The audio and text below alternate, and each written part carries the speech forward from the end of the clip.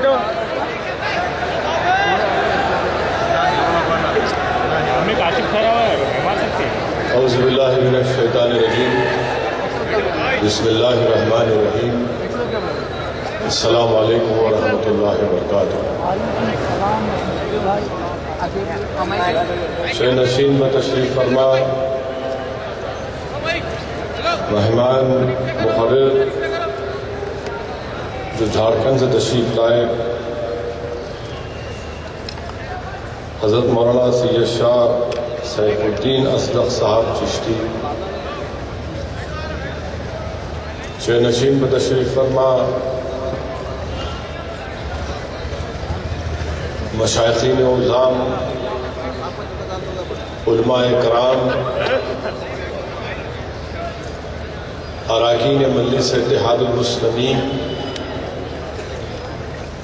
محبان مجلس اتحاد المسلمین، بزرگان ملت، میرے نوجوان ساتھیوں، پس پردہ بیٹھ کر سننے والی میری عزتدار ماں اور بہنوں، میرے عزیز دوستوں، بزرگوں، سرزمین دکن کے غیور نوجوانوں،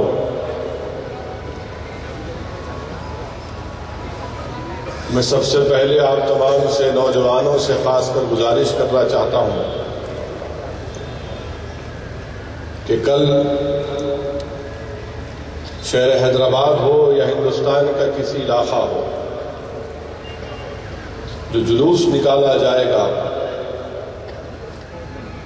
میری آپ تمام سے نمن گزارش ہے کہ جلوس نکالنا کوئی غلط بات نہیں ہے،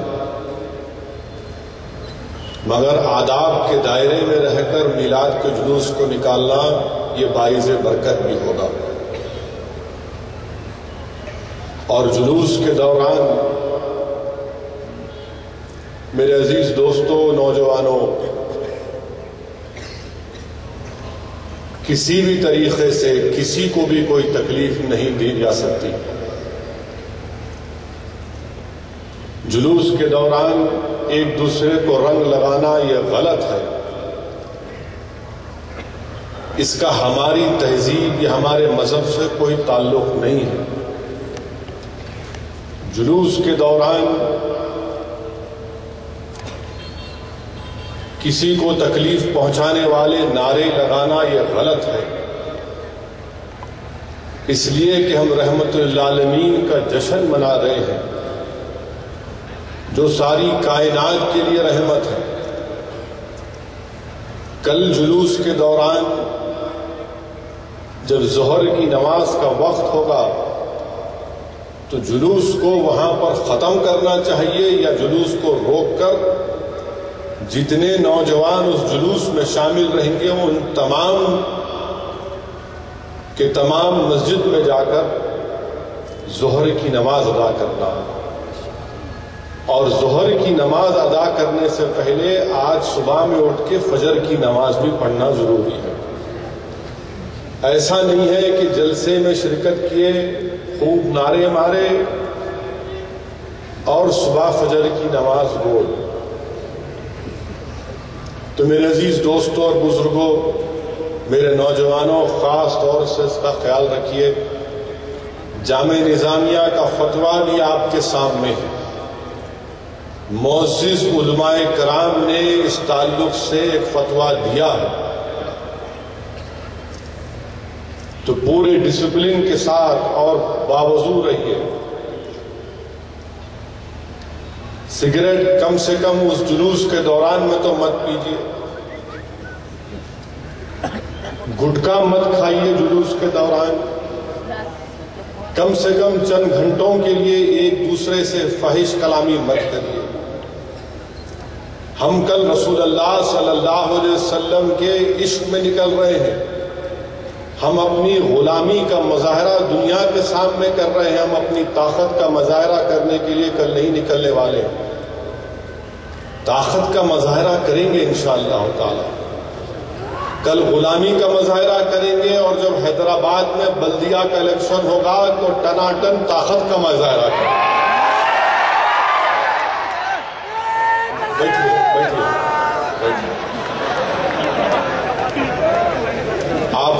کلاس سیٹ میں بیٹھے ہیں، خاموش بیٹھ کے سنیں۔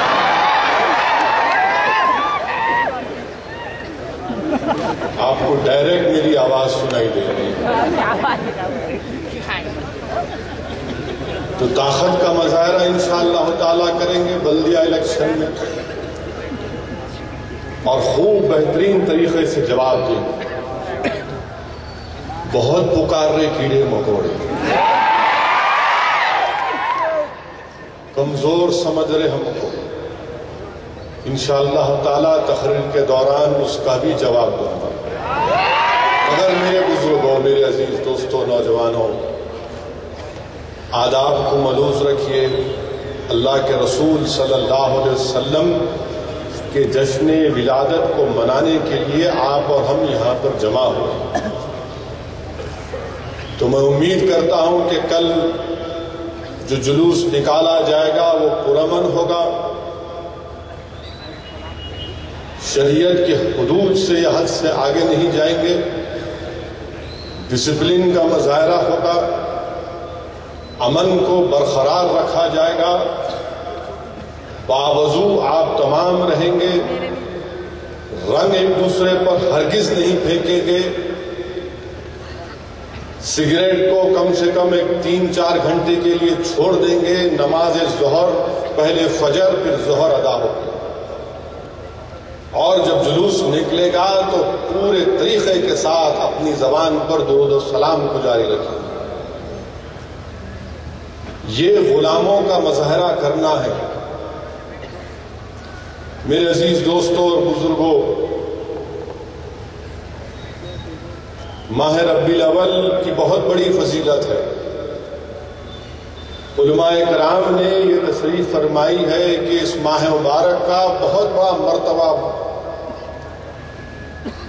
بعض علماء کرام نے لکھا ہے کہ اس ماہ مبارک کا مرتبہ ماہ رمضان سے بڑھ کے، اس لیے کہ اس میں اور ماہ رمضان میں اللہ سبحانہ و تعالیٰ نے قرآن کریم کو نازل کیا، تو اس ماہ مبارک میں صاحب قرآن تشریف لائے، اس میں قرآن آیا تو اس میں قرآن والے تشریف لائے، اور اگر اللہ کے رسول صلی اللہ علیہ وسلم نہ ہوتے تو رمضان، قرآن، زکوٰۃ، صدقہ یہ ہم کو نہیں ملتا۔ یہ ملا ہے تو صدقہ ہے نبی کریم صلی اللہ علیہ وسلم کا۔ میرے عزیز دوستوں اور بزرگوں، میرے عزتدار ماں اور بہنوں، اللہ سبحانہ و تعالیٰ نے انسان کو کئی نعمتوں سے نوازا۔ اللہ نے انسان کو آنکھ دیے، کان دیے، زبان دیے، دماغ دیا سوچنے اور سمجھنے کے لیے۔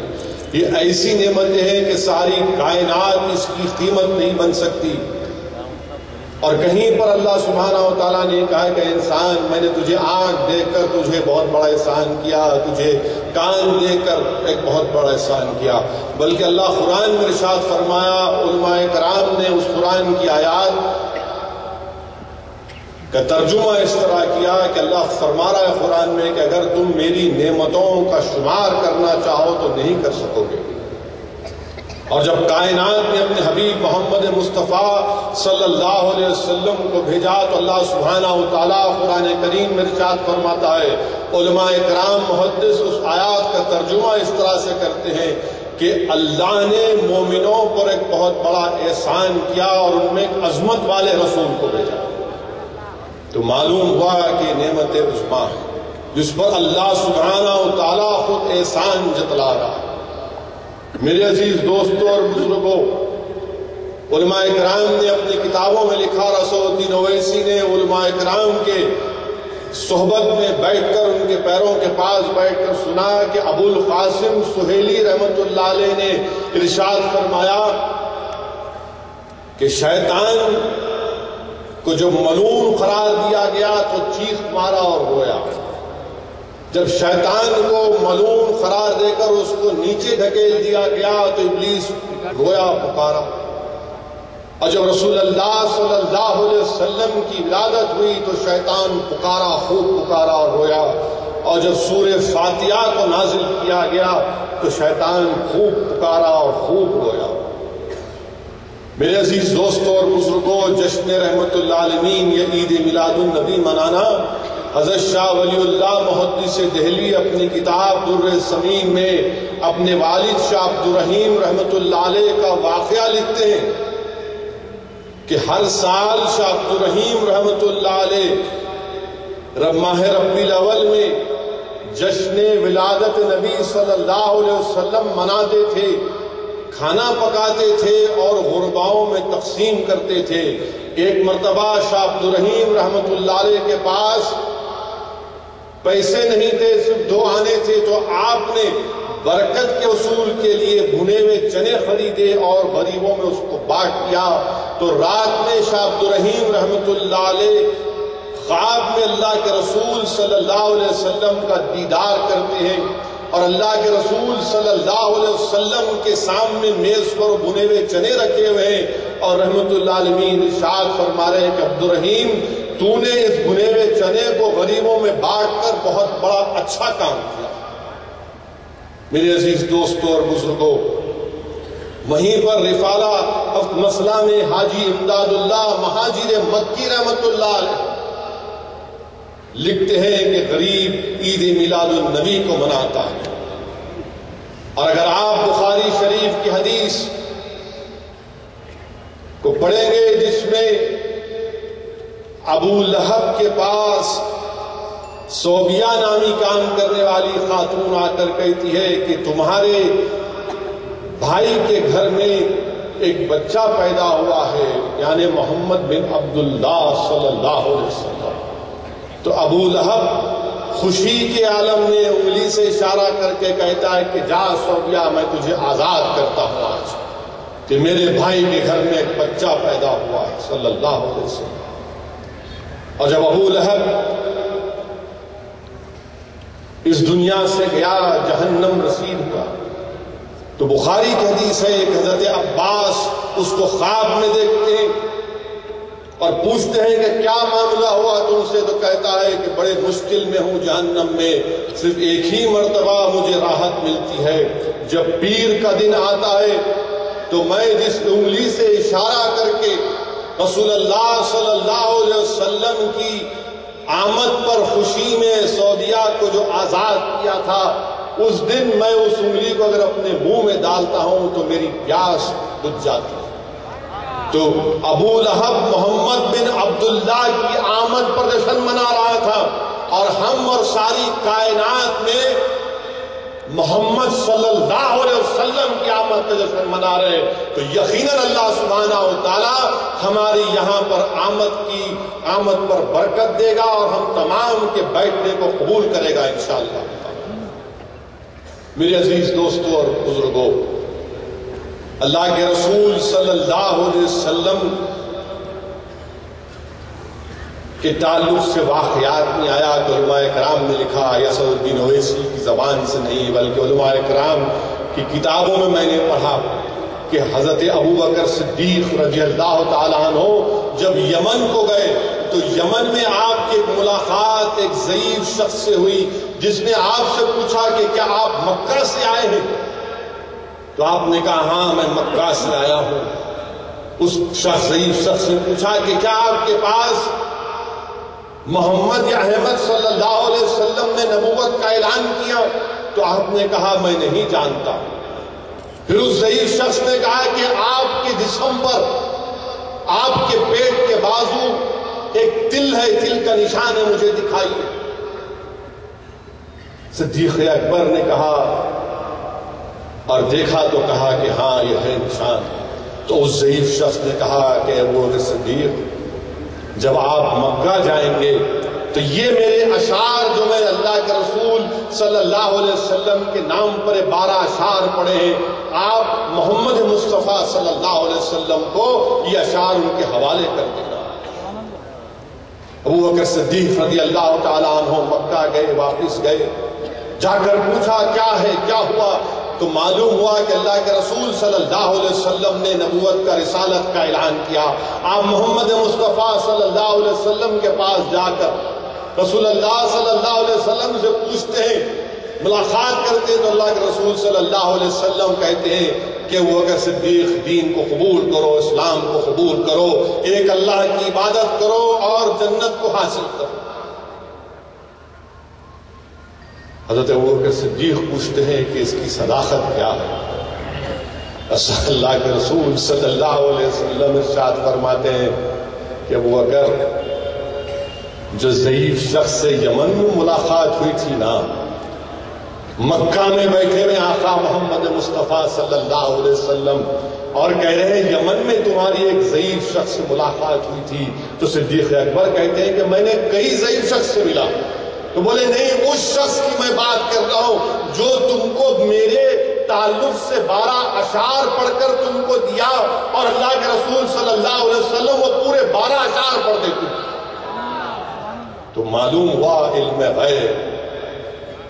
میرے عزیز دوستوں اور بزرگوں، صدیق اکبر اسی وقت ایمان لاتے ہیں۔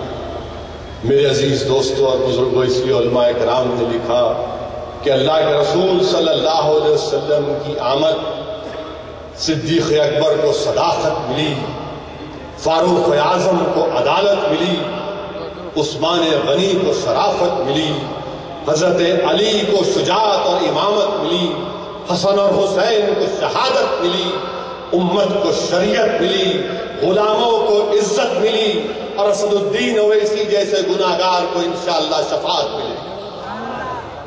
میرے عزیز دوستوں اور بزرگوں،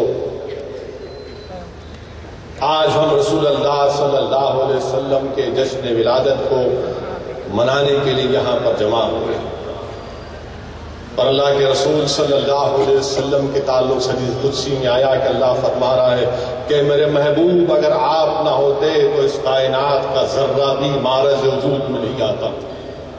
میرے عزیز دوستوں اور بزرگوں، اللہ نے اس زمین کے فرش کو رسول اللہ صلی اللہ علیہ وسلم کے لیے بنایا، اللہ نے آسمان کے شامیانے کو رسول اللہ صلی اللہ علیہ وسلم کی آمد کی مسرت میں بنایا۔ یہ سمندر کے یہ روانی کیا تم سے پکار پکار کر کہی تھی عالم ثانیت، یہ سمندر کی موجیں، اس کی روانی تم کو اللہ کے رسول صلی اللہ علیہ وسلم کی سیرت کی سریلی کہانی تم کو سناتی ہے۔ یہ زمین میں جو پیڑ لگے ہوئے ہیں یہ کیا ہے؟ یہ اللہ کے رسول صلی اللہ علیہ وسلم کے سامنے ادب سے اپنا سلام پیش کر رہی ہے۔ اے انسانیت سنو ویسی کی آواز کو۔ آج دنیا میں اگر باغات میں پھول ہے، ان پھولوں میں اگر مہک ہے تو کیا ہے؟ اللہ کے رسول صلی اللہ علیہ وسلم کے پسینے کا وہ پسینے کی خاک ہے۔ اگر آج میووں میں مٹھاس ہے تو کیا ہے؟ وہ اللہ کے رسول صلی اللہ علیہ وسلم کی زبان مبارک سے نکلنے والے وہ پیارے پیارے الفاظ کی سوغات ہے۔ یاد رکھو نوجوانوں، اگر کسی قوم نے انسانیت کی تاریخ میں اگر کسی اپنے مذہبی پیشوا کے لیے اپنا سب کچھ قربان کیا تو دنیا کی کوئی تاریخ یہ مثال پیش نہیں کر سکتی کہ دنیا میں واحد وہ مسلمان ہے جس نے اللہ کے رسول صلی اللہ علیہ وسلم سے اپنی بے پناہ محبت کا مظاہرہ کیا۔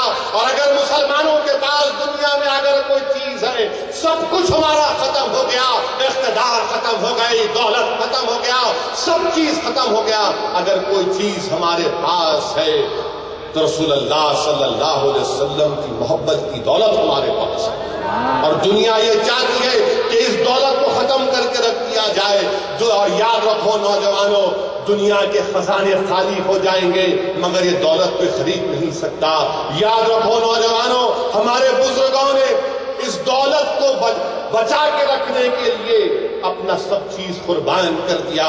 یاد رکھو نوجوانوں، یاد رکھو نوجوانوں، جو بت پرست تھے، جو اللہ کے رسول صلی اللہ علیہ وسلم کے دامن سے لپیٹ گئے، وہ خدا پرست ہو گئے۔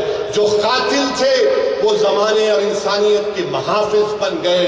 جن کے پاس دولت پر بڑا غرور تھا وہ رسول اللہ صلی اللہ علیہ وسلم کے جب دامن سے لپیٹ گئے تو اپنی ساری دولت کو لٹانا اپنے لیے ذریعہ نجات سمجھتے تھے۔ جو تخت نشین تھے آقا کے دامن سے وابستہ ہو گئے، قدموں سے وابستہ ہو گئے تو کہا تخت و تاج کی ضرورت نہیں ہے، رسول اللہ صلی اللہ علیہ وسلم کے قدموں کے پاس ہم بیٹھ جائیں گے۔ جو بڑے بڑے آرام کے بستروں پر سوتے تھے وہ آج بوریا نشینی پر رسول اللہ صلی اللہ علیہ وسلم کی محبت میں واسطہ اختیار کر گئے. جن کے پاس دسترخوانوں پر کھانے کی بہت سی چیزیں تھیں وہ اسلام کی عظمت کے لیے رسول صلی اللہ علیہ وسلم کی محبت کے لیے بھوک اور فاقہ کشی کو اختیار کیا. یاد رکھو نوجوانوں، ہمارے بزرگ ہمارے اسلاف کی روحیں تم سے پکار پکار کر کہہ رہی ہیں کہ دولت ایمان اور رسول اللہ صلی اللہ علیہ وسلم کی محبت کے لیے ہم نے اپنے جسموں پر پتھروں کو کھایا اور پھول کی مار کی طرح سہا. ہم نے تلواروں کی جھنکاروں میں نعرے تکبیر اللہ اکبر کی آوازوں کو بلند کیا. ہم نے کوڑوں کو اپنے جسموں پر کھایا اور اللہ ایک ہے کہ نعرے بلند کیے. اسلاف کی روحیں تم سے پکار کر کہہ رہی ہے نوجوانوں کہ ہم کو خیر و بند کی صحبتیں برداشت کرنا پڑا مگر خیر کی چار دیواریوں نے ہماری ہمت اور حوصلے کو ختم نہیں کیا. نوجوانوں، اسلاف کی روحیں ہم سے پکار کر کہہ رہی ہے کہ ہم کو پھانسی پر لٹکایا گیا مگر پھانسی کے خوف نے آواز حق کو بلند کرنے سے ہم پیچھے نہیں ہٹے. آج وہی اسلاف کی روحیں نوجوانوں تم سے پکار کر کہہ رہی ہے کہ اس دولت ایمان کی حفاظت کرو. رسول اللہ صلی اللہ علیہ وسلم سے اپنی محبت اور نسبت میں اور مضبوطی پیدا کرو. میرے عزیز دوستوں اور بزرگوں، زمانہ ایک نئی سازش کر رہا ہے، بلکہ نئی پرانی سازش ہے. کوشش یہ کر رہا ہے کہ اسلام کو بدنام کیا جائے، اسلام کو بدنام کیا جائے کہ مسلمان ظالم ہے. مساوات کی دنیا بات کرتا ہے. ارے دنیا والو، تم اسلام پر جھوٹا الزام لگانے والو، مساوات کی بات تو ہم کرتے ہیں. ہمارا وجود انسانیت کی بقا کے لیے ہے، ہمارا وجود انسانیت کی بقا کے لیے. اور جب مساوات کی بات ہوتی ہے میرے عزیز دوستوں اور بزرگوں، یہودیوں کے قبیلے میں اسود رائی، خیبر میں یہودیوں کا قبیلہ تھا. اسود رائی ایک نام کا سیاہ فام یہودی تھا جو ان یہودیوں کا غلام تھا اور وہ ان کے بکریوں کو چراتا تھا. کیونکہ وہ سیاہ فام تھا، اس کی آنکھیں چھوٹی تھیں، جسم مختلف تھا، تو یہودی اس سے نفرت کرتے تھے، عزت نہیں کرتے تھے، اس کو چاہتے نہیں تھے، حقارت کی نظر سے دیکھتے تھے. ایک دن اسود رائی نے دیکھا کہ یہودی ہتھیار کا سامان تیار کر رہے ہیں. معلوم کرنے پر اس کو بتایا گیا کہ مدینے میں ایک شخص آیا ہے جو نبوت کا اعلان کر دیا اور کئی لوگ اس پر ایمان لا چکے ہیں. تو یہودی مدینے پر حملہ کرنے والے تھے. یہ اس کے دل پر پہلے حق کی دستک تھی. اس کو اور جستجو ہوئی کہ میں معلوم کروں. وہ خاموشی کے ساتھ اپنے بکریوں کے ریوڑ کو لے کر مدینہ گیا. جا کر اللہ کے رسول صلی اللہ علیہ وسلم سے پوچھا، یا رسول اللہ صلی اللہ علیہ وسلم، آپ کس بات کا پیغام دیتے ہیں؟ رسول اللہ صلی اللہ علیہ وسلم نے اسود رائی سے کہا کہ میں ایک اللہ کی عبادت کا پیغام دیتا ہوں اور مجھ سے پہلے بھی اللہ نے اپنے نبیوں اور انبیاؤں کو بھیجا. میں اللہ کا آخری رسول اور نبی ہوں. پھر وہ پوچھتا ہے رسول اللہ صلی اللہ علیہ وسلم سے کہ دیکھیے، میں یہودی ہوں، میں سیاہ فام ہوں، میرے لوگ مجھ سے نفرت کرتے ہیں، مجھ سے بات نہیں کرتے، مجھ سے عزت نہیں کرتے اور میرے سے دل دکھانے والی حرکتیں کرتے ہیں. اگر میں اسلام قبول کرتا ہوں تو مجھے کیا ملے گا؟ اللہ کے رسول صلی اللہ علیہ وسلم نے فرمایا، تجھے دین اور دنیا کی کامیابی ملے گی، اللہ کی رحمت تجھے ملے گی اور جنت تجھے ملے گی. وہ بولے گا، ایک کو پوچھا، یا رسول اللہ صلی اللہ علیہ وسلم، اگر میں ایمان قبول کیا، کل یہودی حملہ کریں گے، میں ان سے لڑا، اس میں شرکت کی اور ہلاک ہو گیا، تو کیا جنت میں بھی اللہ یہ دیکھے گا کہ کون کالا ہے کون گورا ہے؟ کہ وہاں پر بھی اونچ اور نیچ کا فیصلہ ہوگا؟ اللہ کے رسول صلی اللہ علیہ وسلم نے فرمایا کہ نہیں، وہاں پر ایسا کچھ نہیں ہوگا، اللہ کے نزدیک سب برابر ہے. تو فوراً پکار کر کہا، میں آپ کے اوپر ایمان لاتا ہوں، میں کلمہ پڑھتا ہوں. اور پھر اللہ سے رسول صلی اللہ علیہ وسلم سے پوچھتا کہ ان بکریوں کا کیا کروں، اس کا مالک خیبر میں ہے۔ اللہ کے رسول صلی اللہ علیہ وسلم حکم فرماتے ہیں کہ جاؤ، لے کر جا کر اس کو اپنے مالک کے حوالے کر کے واپس آؤ۔ وہ واپس آتا ہے، یہودیوں سے مقابلہ کرتا ہے اور شہادت پاتا ہے۔ رسول اللہ صلی اللہ علیہ وسلم کی آنکھ سے آنسو روا ہو جاتے ہیں۔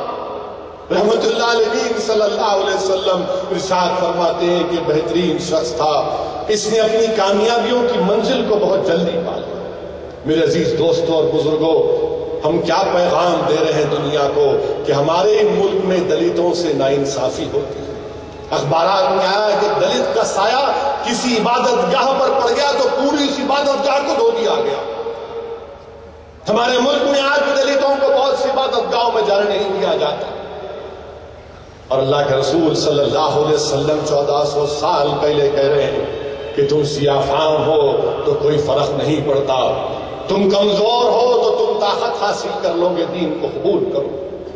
میرے عزیز دوستوں اور بزرگوں، آج دنیا یہ بتا رہی ہے کہ مسلمان، ابھی ذکر کیا ہمارے مہمان مقرر علماء نے، عالم دین نے، کہ کیسے داعش یا آئس یتیموں پر ظلم کر رہے ہیں۔ یہ ظالم ہے، ان کا تعلق اسلام سے نہیں ہے۔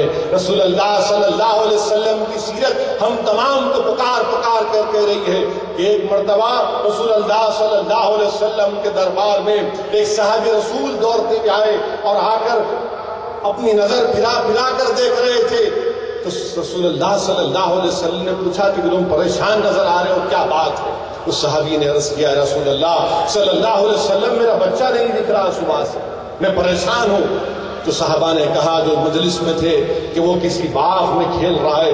جیسے ہی وہ صحابی پلٹ کر دوڑنا چاہتے تھے، اللہ کے رسول صلی اللہ علیہ وسلم نے کہا ادھر آؤ، ٹھہرو، میری بات سن کر جاؤ۔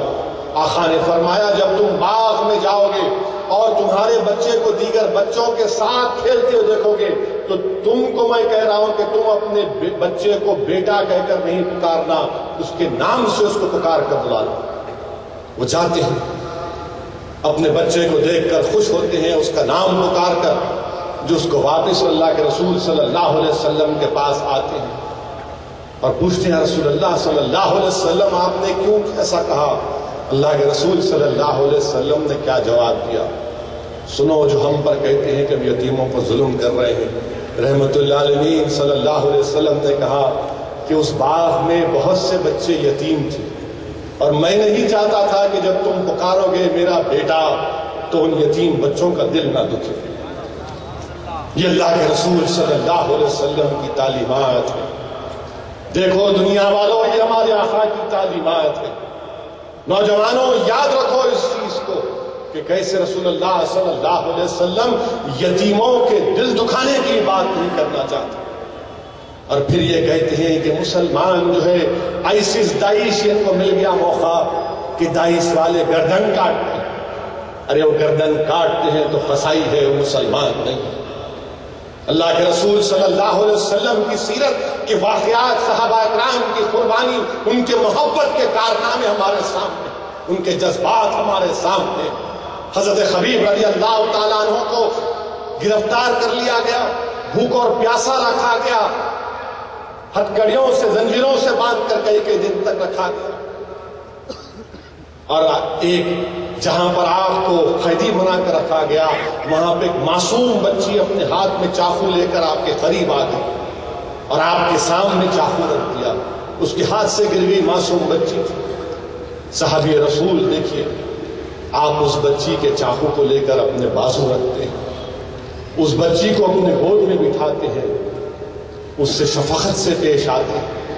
اس کی ماں دیکھ کر پکارتی ہے کہ میری بچی کو مار دے گا، اس کے پاس چاقو۔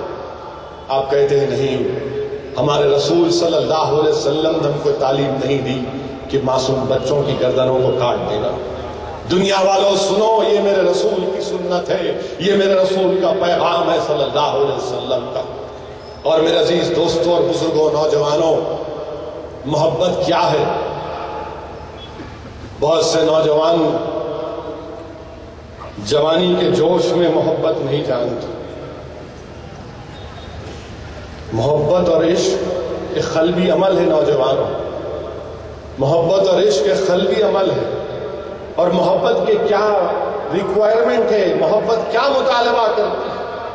کہ محبت کا پہلا مطالبہ یہ ہے کہ اپنے دل کو محبوب کے حوالے کر دینا، اس کے تابع کر دینا۔ اگر میں رسول اللہ صلی اللہ علیہ وسلم سے محبت کرتا ہوں تو میرا یہ دل رسول اللہ صلی اللہ علیہ وسلم کے تابع ہو جائے، میرا یہ دل رسول اللہ صلی اللہ علیہ وسلم کی شوق میں تڑپتا رہے۔ یہ محبت کا تقاضا ہے۔ اور محبت کیا ہے؟ بخاری کی حدیث ہے کہ جتنے روحیں ہیں، جتنے روح ہیں عالم ارواح میں، جتنے روح ہیں وہ اللہ کے رسول صلی اللہ علیہ وسلم کی فوج ہے۔ یہ بخاری کی حدیث ہے۔ اگر میں یہ بات کہوں گا تو ہمارے سنگ پریوار کے لوگ بولیں گے پھر گھر واپسی کی بات کر رہے ہیں۔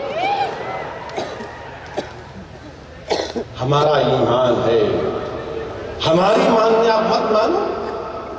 میرے آقا نے فرمایا، بخاری شریف کی حدیث ہے کہ سارے روحیں جو ہوتی ہیں وہ رسول اللہ صلی اللہ علیہ وسلم کی فوج ہے۔ یعنی روح جسم میں جانے سے پہلے اس میں محبت اللہ پیدا کر دیتا۔ تو نوجوانوں، اگر تم رسول اللہ صلی اللہ علیہ وسلم سے محبت کرتے ہو تو اپنے دل کو رسول اللہ صلی اللہ علیہ وسلم کے تابع کرو۔ قاضی ایاز کتاب الشفا میں لکھ رہے ہیں، قاضی ایاز کتاب الشفا میں لکھ رہے ہیں کہ تم اس وقت تک سنت کی مٹھاس کو نہیں پا سکتے جب تک کہ تم اپنے وجود کے مالک کو رسول اللہ صلی اللہ علیہ وسلم کو نہیں مانو۔ میرے عزیز دوستوں اور بزرگوں، علماء کرام نے لکھا، بلکہ قاضی سلمان منصور پوری نے لکھا کہ حاتم طائی بہت بڑا شخص تھا۔ حاتم طائی کو لوگ اس کی ذات سے جانتے تھے یا اس کی سخاوت صفات سے جانتے تھے؟ لوگ اس کے محبت کیوں کرتے تھے؟ اس کی ذات سے نہیں بلکہ اس کی سخاوت سے محبت کرتے۔ مگر یاد رکھو نوجوانوں، دنیا میں ایک ہی شخصیت ہے، وہ ہے محمد مصطفیٰ صلی اللہ علیہ وسلم۔ دنیا میں ایک ہی شخصیت ہے جس کی ذات سے دنیا محبت کرتی، جس کے اوصاف سے دنیا محبت کرتی، جس کی زبان سے دنیا محبت کرتی، جس کی سنت سے دنیا محبت کرتی، جس کی آل سے دنیا محبت کرتی، جس کے صحابہ سے دنیا محبت کرتی۔ اور کوئی کائنات میں ایسا شخصیت نہیں ہے جو اتنی محبت ہم رسول اللہ صلی اللہ علیہ وسلم سے کرتے ہیں۔ اب یہاں پر اس بات کو ذہنوں میں رکھو، میں آپ سے بھی مخاطب ہوں اور ان لوگوں سے بھی مخاطب ہوں جو اللہ کے رسول صلی اللہ علیہ وسلم کی شان میں گستاخی کرتے ہیں۔ میں اس جانور کا، ملعون کا نام لینا نہیں چاہتا جس نے رسول اللہ صلی اللہ علیہ وسلم کی شان میں گستاخی کی، بلکہ دنیا کے گستاخوں سے بھی آج یہ غلاموں کا غلام اویسی ان سے کہہ رہا ہے، سنو، بتاؤ دنیا میں کوئی ایسی شخصیت ہے جس کی ذات سے، جس کے صفات سے، جس کی سنت سے، جس کے ارشادات سے، جس کے صحابہ سے، جس کے آل سے کوئی اتنی محبت کرتا ہے؟ بتاؤ ہم کو۔ اسی لیے ہم کہتے ہیں کہ تنقید اسلام پہ ہو سکتی ہے، گستاخی رسول سے نہیں برداشت کی جا سکتی۔ رسول اللہ صلی اللہ علیہ وسلم سے گستاخی نہیں برداشت کی جا سکتی۔ حدیث شریف میں آیا کہ صحابہ اکرام مسجد نبوی میں بیٹھے ہوئے ہیں، گفتگو کر رہے ہیں انبیاء علیہ السلام کے بارے میں، ان کے اوصاف، ان کے الخبات کے بارے میں۔ رسول اللہ صلی اللہ علیہ وسلم جلوہ فرما کر کہتے ہیں کہ میں نے تمہاری گفتگو سنی، صحیح ہے، مگر یاد رکھو میں حبیب اللہ ہوں، میں حبیب اللہ ہوں، میں اللہ کا محب اور محبوب ہوں۔ تو یاد رکھو دنیا والوں، یاد رکھو نوجوانوں، جب اللہ سبحانہ و تعالیٰ ان سے محبت کرتا ہے تو ہم کو بھی محبت کرنا ہے۔ سورہ توبہ کی آیات نمبر 4 کیا کہہ رہی ہے کہ رسول اللہ صلی اللہ علیہ وسلم سے محبت کرو، اپنی زندگی ان کے بدلائے ہوئے راستے پر گزارو، تم کو نعمتوں سے نواز دیا جائے گا۔ شیخ عبداللہ محدث دہلوی نے کیا کہا؟ جس کے دل میں رسول اللہ صلی اللہ علیہ وسلم کی محبت نہیں، وہ دل مردہ ہے، اس کی روح مردہ ہے۔ تو جس کے دل میں رسول اللہ کی محبت ہے وہ ایماندار۔ اسی لیے آقا نے فرمایا کہ تمہارا ایمان اس وقت تک مکمل نہیں جب تک کہ تم مجھے اپنی جان سے زیادہ نہیں چاہو، آقا نے فرمایا کہ تمہارا ایمان اس وقت تک مکمل نہیں جب تک کہ تم تمہاری اولاد، تمہارے ماں باپ، تمہاری دولت سے بڑھ کر مجھے نہیں چاہو۔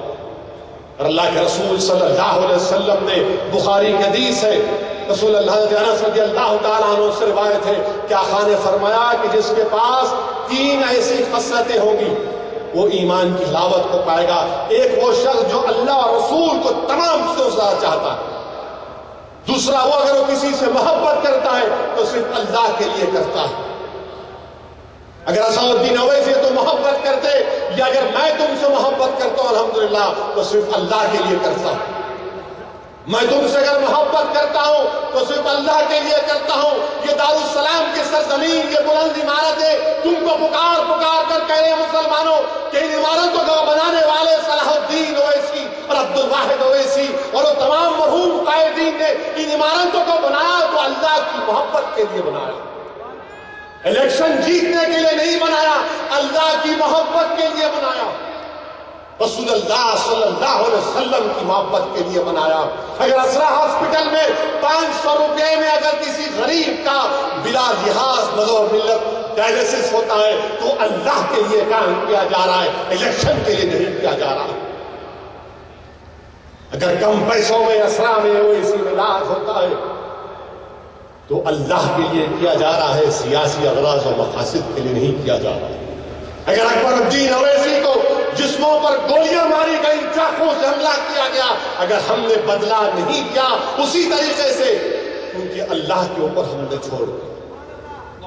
میرے عزیز دوستوں اور بزرگوں، اگر اکبر الدین اویسی تعلیمی اداروں کو چلا رہے ہیں تو اپنی سیاسی شہرت کے لیے نہیں بلکہ اللہ۔ اور یہی حدیث شریف حضرت انس رضی اللہ تعالیٰ عنہ جب فرط محبت اور مسرت سے جذباتی ہو جاتے تو پکار کر کہتے کہ حشر کے میدان میں جو اللہ کے رسول صلی اللہ علیہ وسلم کو دیکھوں گا تو پکار کر کہوں گا یا رسول اللہ غلام حاضر ہے۔ اللہ کرے کہ اسد الدین اویسی کو بھی یہ موقع ملے، ہم تمام کو اللہ وہ موقع دے کہ ہم تمام کے تمام حشر کے میدان میں ہوں اور ہم پکار کر کہیں یا رسول اللہ ہم آپ کے غلام ہیں، نظر کرم کی۔ میرے عزیز دوستوں اور بزرگوں، ان باتوں کو بیان کرنا بے حد ضروری ہے کہ دنیا کو سمجھانا ضروری ہے، کیونکہ اللہ کے رسول صلی اللہ علیہ وسلم کی شان میں گستاخی نہیں کر سکتا۔ ہاں اسلام کو کرٹیسائز کرو مگر بلاسفیمی الگ بات ہے، کرٹیسزم الگ بات ہے۔ اور صحیح کہا مفتی خلیل احمد صاحب نے کہ جو رسول اللہ صلی اللہ علیہ وسلم کی شان میں گستاخی کرتا ہے وہ ولد الحرام ہے۔ یہ میں نہیں کہہ رہا ہوں، ابھی آپ مفتی صاحب سے سنیں، ورنہ ٹی وی چینل والے کل چلائیں گے بڑکاؤ بھاشن دیے تھے انہوں، اس کو حرام ولد الحرام بولے تو ہندی میں اس کا کوئی ترجمہ کر دیں گے، انگریزی میں کیا کیا بول دیں گے۔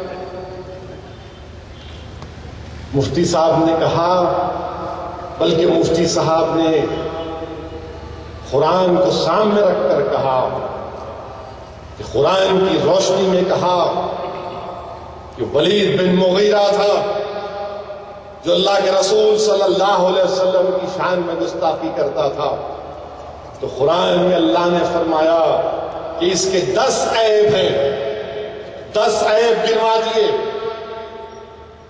اور 10واں عیب یہ بتایا گیا کہ ولد الحرام ہے، یہ اپنے باپ کا بیٹا نہیں، وہ اپنی ماں کے پاس نہیں۔ میرے عزیز دوستو، یہ چچورے چیخانے ہیں۔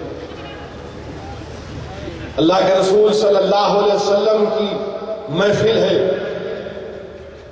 یہاں پر اہل اللہ بھی بیٹھے، یاد رکھو نوجوانوں، نہیں معلوم کون کون بیٹھے ہیں، کون کون کس کس کی آمد ہے۔ ہماری جسمانی آنکھوں میں اتنی طاقت نہیں ہے کہ جہاں پر رسول اللہ صلی اللہ علیہ وسلم کا ذکر ہوتا وہاں پر کون کون آ جاتا، یہ ہماری خوش قسمتی ہے۔ بہرحال وہ اپنی ماں کے پاس گیا اور کہا کہ ماں 9 عیب تو میں مانتا ہوں مجھ میں ہے، 10واں عیب بتا کیا میں اپنے باپ کا بیٹا ہوں یا تو نے اپنا منہ کالا کیا تھا؟ تو ماں نے کہا سن میرے بیٹے، ہاں میں نے کسی ایک غیر آدمی کے پاس جا کر اپنا منہ کالا کیا تھا، تو ولد الحرام ہے۔ تو جو اتر پردیش میں رسول اللہ صلی اللہ علیہ وسلم کی شان میں گستاخی کیا وہ ولد الحرام ہے۔ کیا ہے وہ؟ تو زور سے بولیے۔ اور پھر اس کا انجام کیا ہوا؟ شواہد النبوہ پڑھو کتاب، پڑھنے کا ٹائم ملا تو خرید کے پڑھو۔ اس میں لکھا گیا کہ اللہ کے رسول صلی اللہ علیہ وسلم کعبۃ اللہ شریف کے سامنے کھڑے ہوئے، یہ ولید بن مغیرہ طواف کر رہا ہے، اللہ کے رسول صلی اللہ علیہ وسلم دیکھ رہے ہیں۔ آخر دو عالم صلی اللہ علیہ وسلم اس کے تمام تکالیف، اس کے تمام جملے یاد آتے ہیں۔ اللہ سبحانہ و تعالیٰ جبریل امی کو بھیجتا ہے، جبریل امی رسول اللہ صلی اللہ علیہ وسلم کے بازو آ کر کھڑے ہو جاتے ہیں اور ولید بن مغیرہ کی طرف نظر کرتے ہیں۔ اس کے جسم پر ایک نشان زخم تھا جو سوکھ چکا تھا، برسوں پہلے ہوا تھا۔ اس حضرت جبرائیل کی ایک نظر اس کے زخم کو کھول دیتی ہے اور وہیں خون بہتا ہے، وہیں پر مر جاتا ہے۔ یہ گستاخوں کی سزا، یہ گستاخوں کا انجام۔ کعب بن اشرف کا تم کو معلوم نوجوانوں کیا ہوا تھا؟ کعب بن اشرف رسول اللہ صلی اللہ علیہ وسلم کی شان میں گستاخ ہمیشہ۔ یاد رکھو مسلمانوں، ناموس رسالت کے ساتھ مسئلہ ہے۔ یاد رکھو دنیا والوں، فریڈم آف اسپیچ کی تم بات کرتے ہو، میں بھی مانتا ہوں فریڈم آف اسپیچ اور ایکسپریشن، مگر بلاسفمی فریڈم آف اسپیچ نہیں ہو سکتی۔ بلاسفمی فریڈم آف اسپیچ نہیں بن سکتی۔ اسی لیے ہمارے پاس 295 153 AIPC ہے، 19 آرٹیکل 19G ہے۔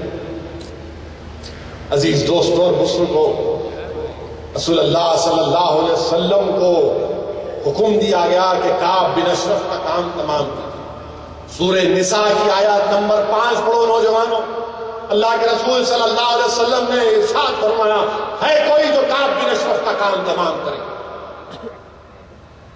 محمد بن مسلمہ رضی اللہ تعالیٰ عنہ اٹھے، بولے یا رسول اللہ مجھے اجازت دیجیے، مجھے اس بات کی اجازت دیجیے کہ میں اپنے طریقے سے اس کو کیفر کردار تک پہنچاؤں گا۔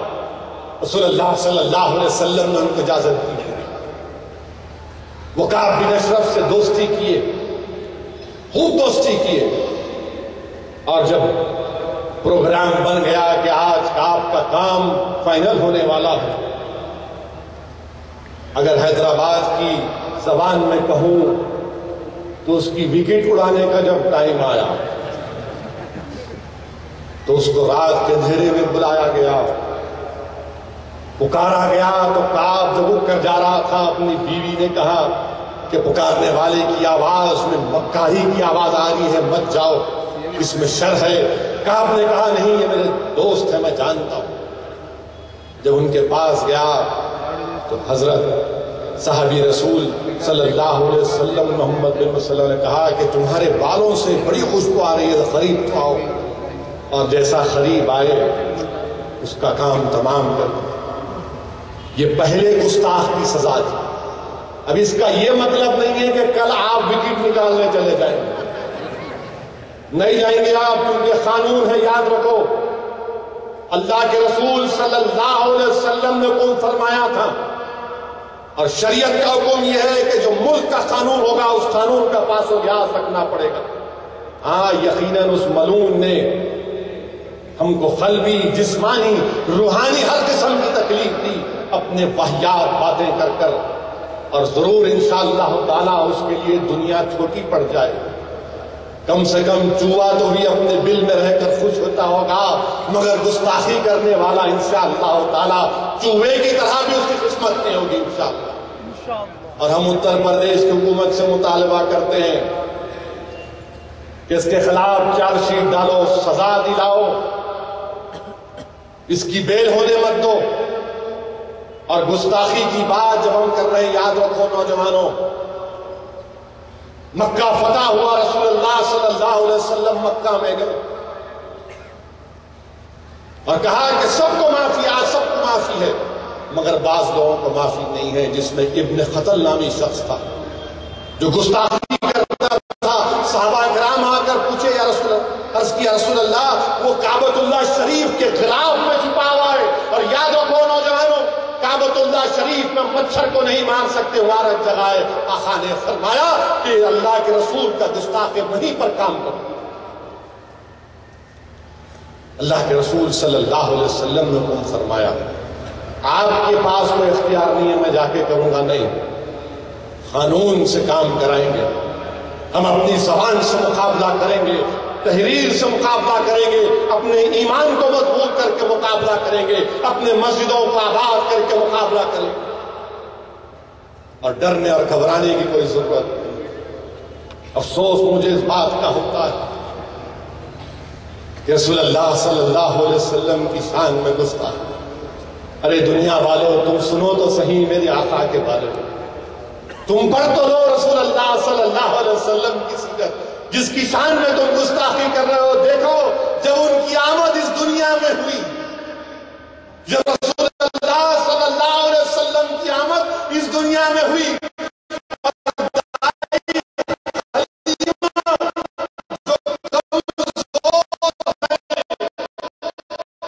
ان کا اونٹ کمزور ہے، تمام اونٹ پہلے چلے گئے، آپ کا اونٹ کمزور ہے، آپ میں آتے، جو پہلے آئے سب بچوں کو لے کر چلے گئے، اور آپ کے سامنے ایک بچہ ہے، کہا گیا کہ یتیم ہے، آپ نے کہا کوئی اور نہیں ہے، کوئی اور نہیں ہے جس کو میں لے کر جاؤں، پالوں پوسوں،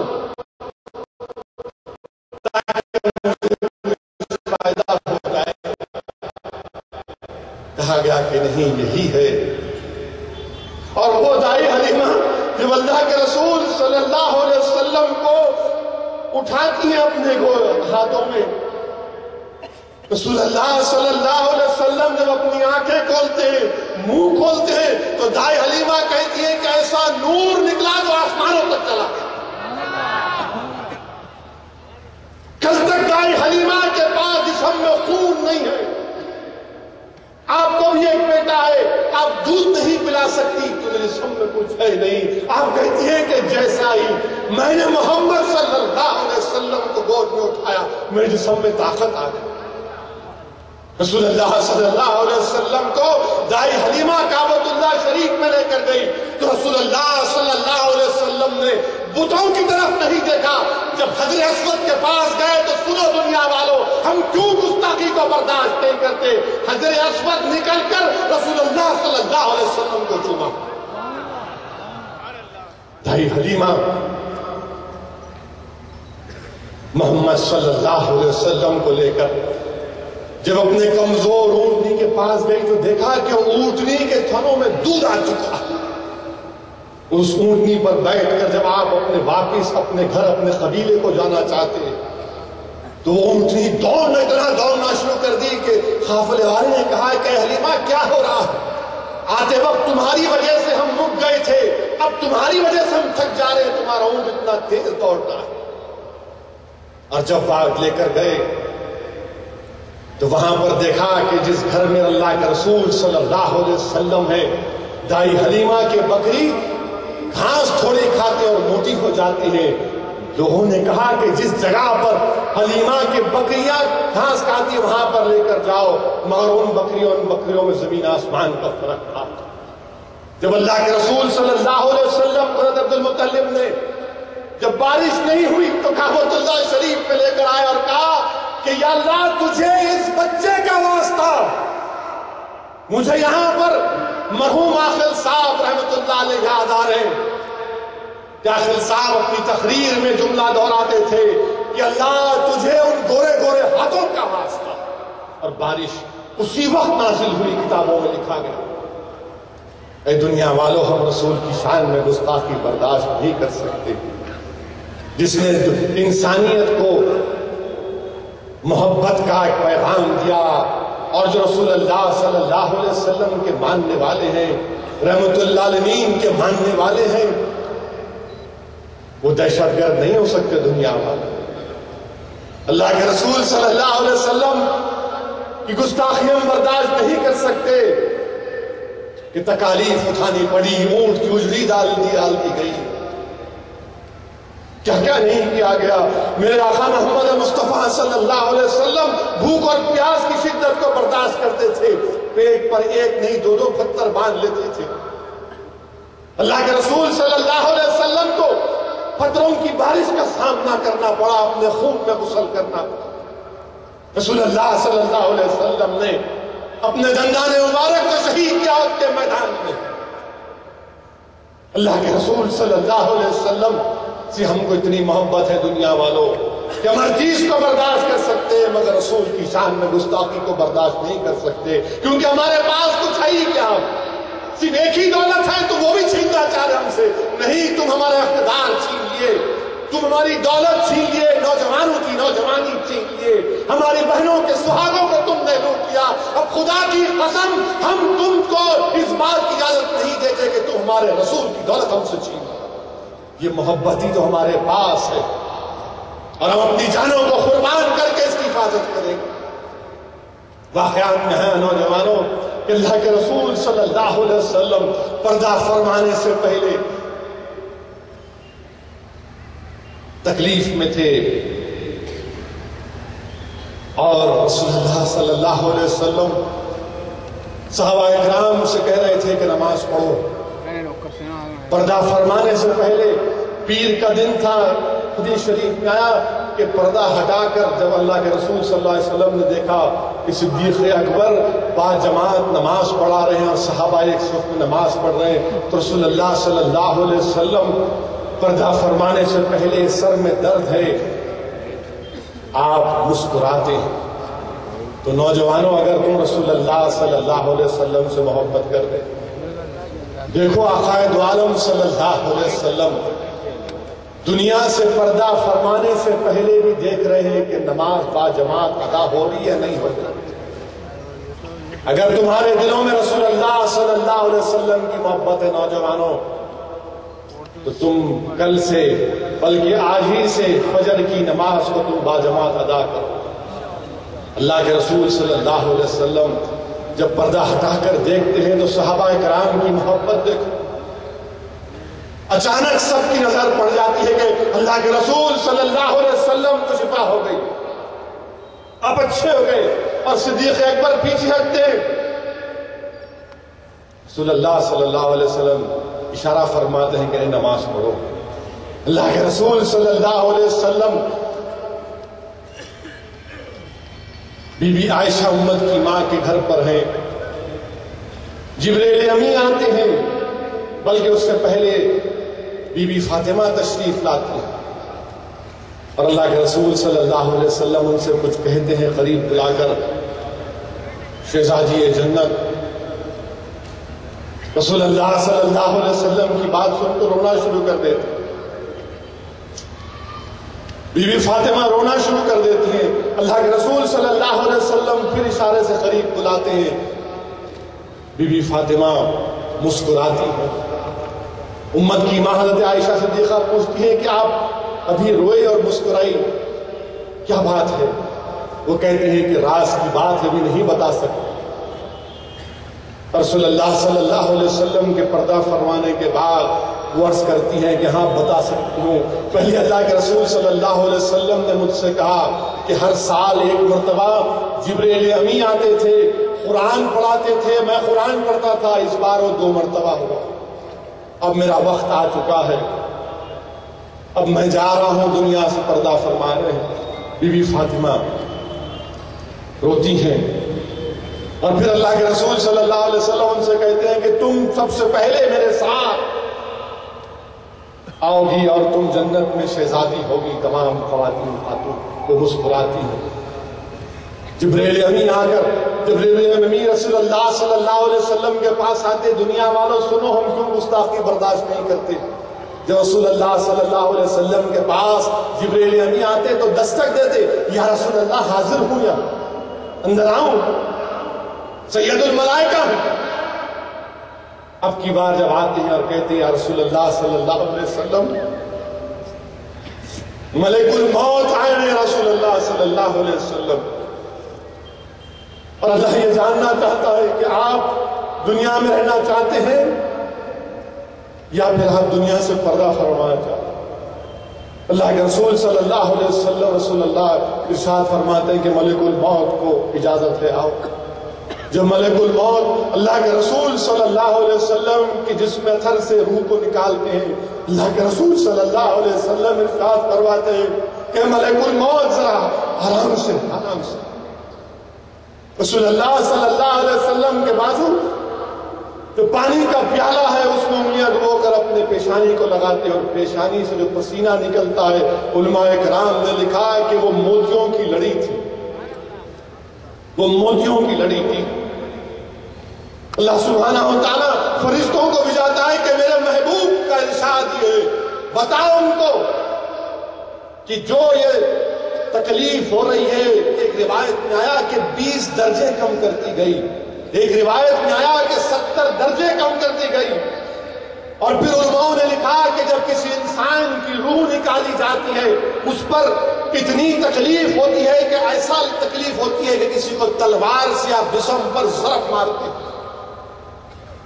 ایک معمولی سوئی چبھتی ہے تو ہم اللہ بول کے پکارتے ہیں، اماں کو یاد کرتے ہیں، یہاں تلوار کی مار کرتے ہیں.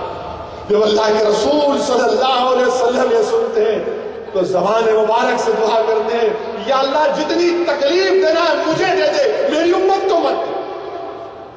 اے دنیا والوں ہم گستاخ کو برداشت نہیں کر سکتے. میرے آقا نے تکلیف اٹھائی اس دین کے لیے.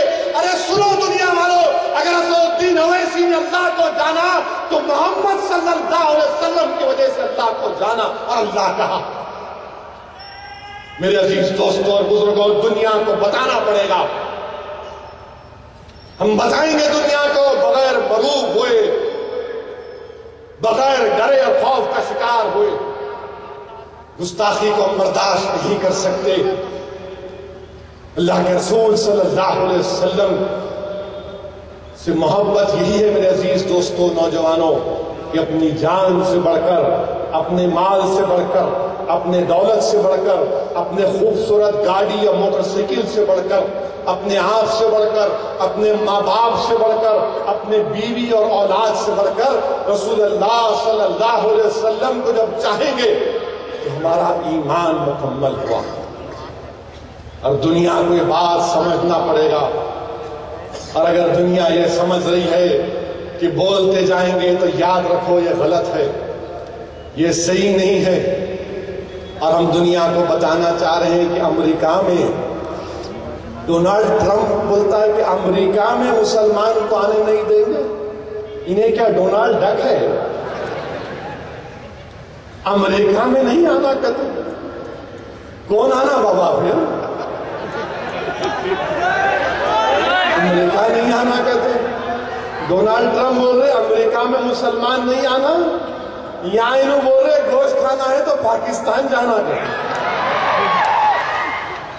ارے امریکہ بھی وجود میں آیا تو رسول اللہ صلی اللہ علیہ وسلم کی وجہ سے.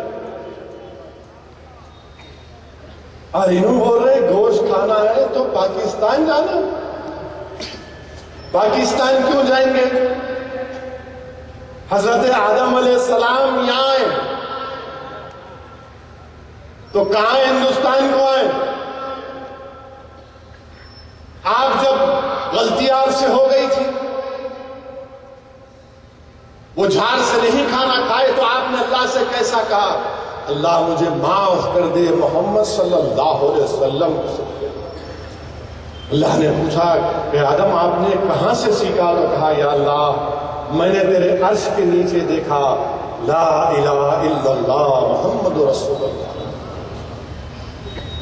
ابا آدم ہندوستان کو آئے، آپ بول رہے گوشت کھانا ہے تو پاکستان جانا. ارے ساری دنیا ہماری وجہ سے بابا. ہم نہیں تو دنیا نہیں، ہم نہیں تو گائے بھی نہیں، بیل بھی نہیں، بھینس بھی نہیں، تم بھی نہیں، موڈی بھی نہیں، کچھ بھی نہیں. ہم ہے تو ہے. ہم نہیں تو تم نہیں بابا، نہیں یہاں رہنا ہے تو یہ نہیں کھانا، وہ نہیں کرنا، کیا کرنا پھر؟ یہ نہیں کھانا۔ مختار عباس نقوی بولتے گوشت کھانا ہے تو پاکستان چلے جانا۔ ہریانہ کا چیف منسٹر بھی یہی بات بولتا۔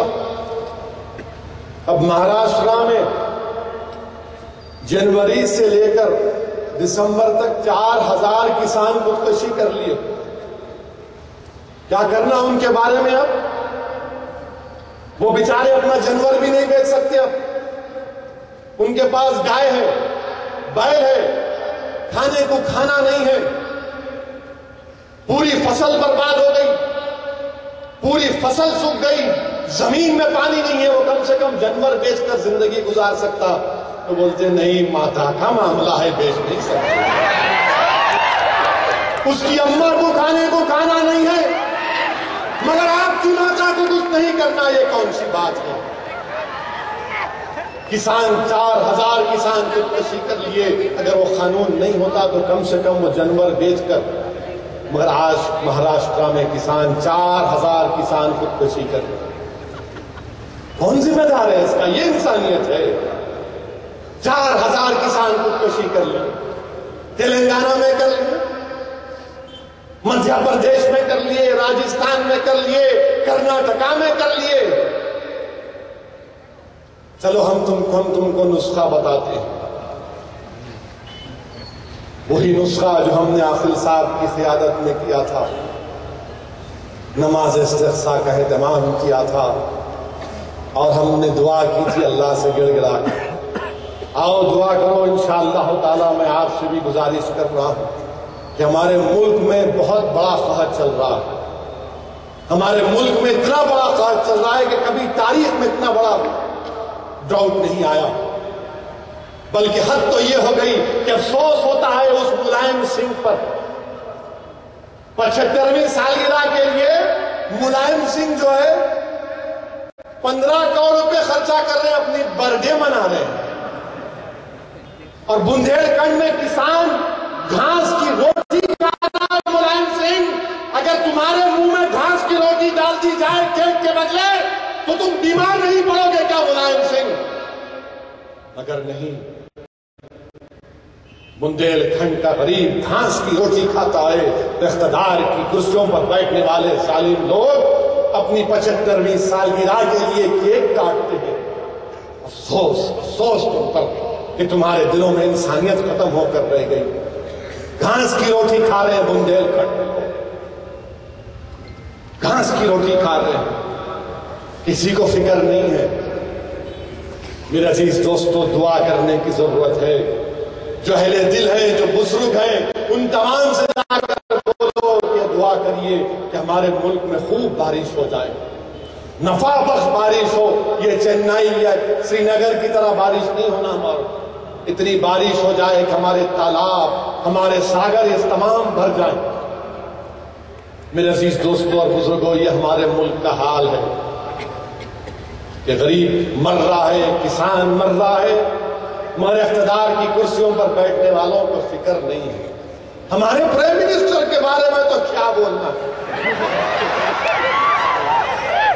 پارلیمنٹ سیشن ہوا تو آ کے بیٹھے، ہم بولے بہت احسان کیا، آپ بیٹھے۔ ابھی معلوم ہوا روس کو چلے گئے، رشیا چلے گئے پرائم منسٹر۔ آج اخبار میں، کسی اخبار میں کارٹون آیا، میں اخبار والوں کو بول رہا ہوں یہ بھڑکاؤ بھاشن بول کے چلانا نہیں۔ اخبار کا کارٹون یہ تھا کہ پرائم منسٹر ایک سوٹ پہنے ہوئے ہیں، ٹائی نہیں ہے، پینٹ کا جو پینچا ہے زیادہ اٹھا ہوا ہے، لکڑی ہے، لکڑی کے اوپر ایک گوریا بنا ہوا ہے، اس کے اوپر رشیا لکھا ہوا ہے۔ سامنے دو لوگ کھڑے ہوئے ہیں، کہہ رہے ہیں آوارہ ہوں۔ یہ میں نہیں بول رہا ہوں بھائی، ورنہ کل کیس بک کر دیں گے۔ یہ بھائیوں کی عادت ہے ہمیشہ بولتے رہنا، میں نہیں بول رہا ہوں، کیوں بول رہے آوارہ ہوں؟ کارٹون ہے، آپ دیکھو جا کے۔ اخبار میں آیا کارٹون ہے، ایسا لکڑی رکھے ہوئے ہیں، کیا ہے نہیں معلوم، میرے کو آوارہ کا مطلب نہیں معلوم. انصاری صاحب پاشا قادری جانتے ہوں گے، کیونکہ دونوں بھی جو ہے بڑے بڑے شخصیتوں کے ساتھ بہت قریب رہے، ایک عاقل صاحب کے ساتھ، ایک سالار کے ساتھ. کیا پرائم منسٹر صاحب آپ روس کو چلے گئے؟ آپ ہندوستان کو آئے تو بڑی خوشی ہوتی ہمارا پرائم منسٹر آیا. روس کو چلے گئے اور پھر یہ تنازع چل رہا ہے بمبئی میں کسی تھیٹر میں، مسلم فیملی چلے گئے پکچر دیکھنے گئے. کئی کو دیکھتے نہیں معلوم، دیکھنے گئے اب کیا کرتے گئے، اب کیا کریں گے. ہیرو اتنے بہترین ہیرو ہے ہمارے پاس، ان کو تقریر کرو بولا تو پیچھے بیٹھے رہے.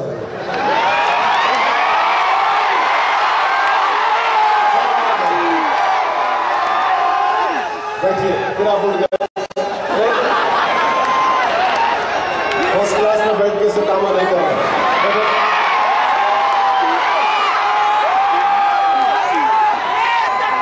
میں پلین کا فرسٹ کلاس بول رہا ہوں، بیٹھے غلط نہیں سمجھنا.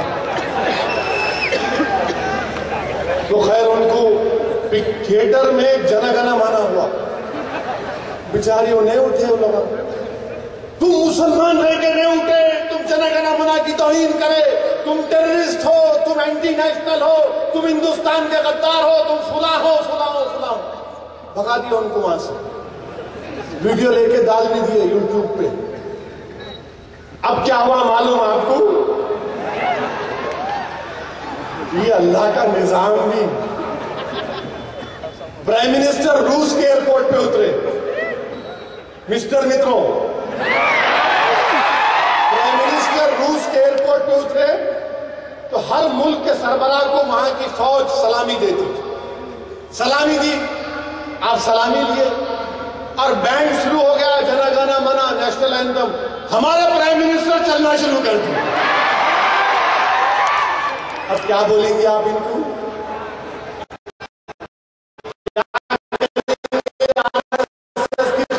چڈی پہن کے ہم کو غدار دینے والوں، بتاؤ تم لوگ کیا بولو گے؟ ہماری ایک بہن، ہمارا ایک بھائی، ہماری ایک ضعیف عورت کو تم نے تھیٹر سے گالیاں دے کر غدار کہہ کر نکال کر بھگایا کہ تم جنا گنا منا میں نہیں اٹھے، اور ہمارا وزیر اعظم، تمہارا وزیر اعظم جنا گنا منا ہو رہا تو چل رہا ہوں. اب کیا بولیں گے آپ؟ تو بولیں گے نہیں نہیں ذرا جیٹ لیگ تھا، 10-12 گھنٹے کا سفر تھا، متروں تھک گئے تھے متروں. تو میرے دوستوں غلطی سب سے ہوتی ہے. میں نہیں بولتا تھا، مگر ہماری بچی پہ ہوا، ہمارے بھائی پہ ہوا تو لوگ بولیں گے اس کا جواب کہیں کو نہیں دیا حیدرآباد سے. تو جواب دینا ضروری تھا. یہیں جواب دیا جاتا ہے، دوسری جگہ نہیں جواب دیتے. دوسری جگہ سیکولرزم کا اسٹیمپ لگا ہوا، مصلحت کا، بزدلی کا، دنیا داری کا، ریاکاری کا، جھوٹ کا، مکاری کا، فریب کا اسٹیمپ لگا ہوا ہے. یہاں پر اگر کوئی چیز ہے تو غلام بننے کی کوشش کی جا رہی ہے، غلامی کا حق ادا کرنے کی کوشش کی جا رہی ہے. اس لیے دنیا ہم کو بدنام کرتی ہے. مگر کب تک مسلمانوں پر شک کیا جائے گا؟ ہم نے اس وطن کو آزاد کیا،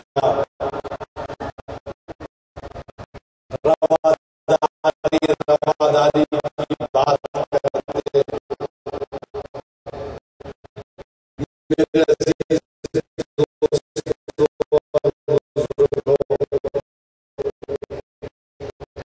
اب ایک نئی بات شروع ہوئی. بابری مسجد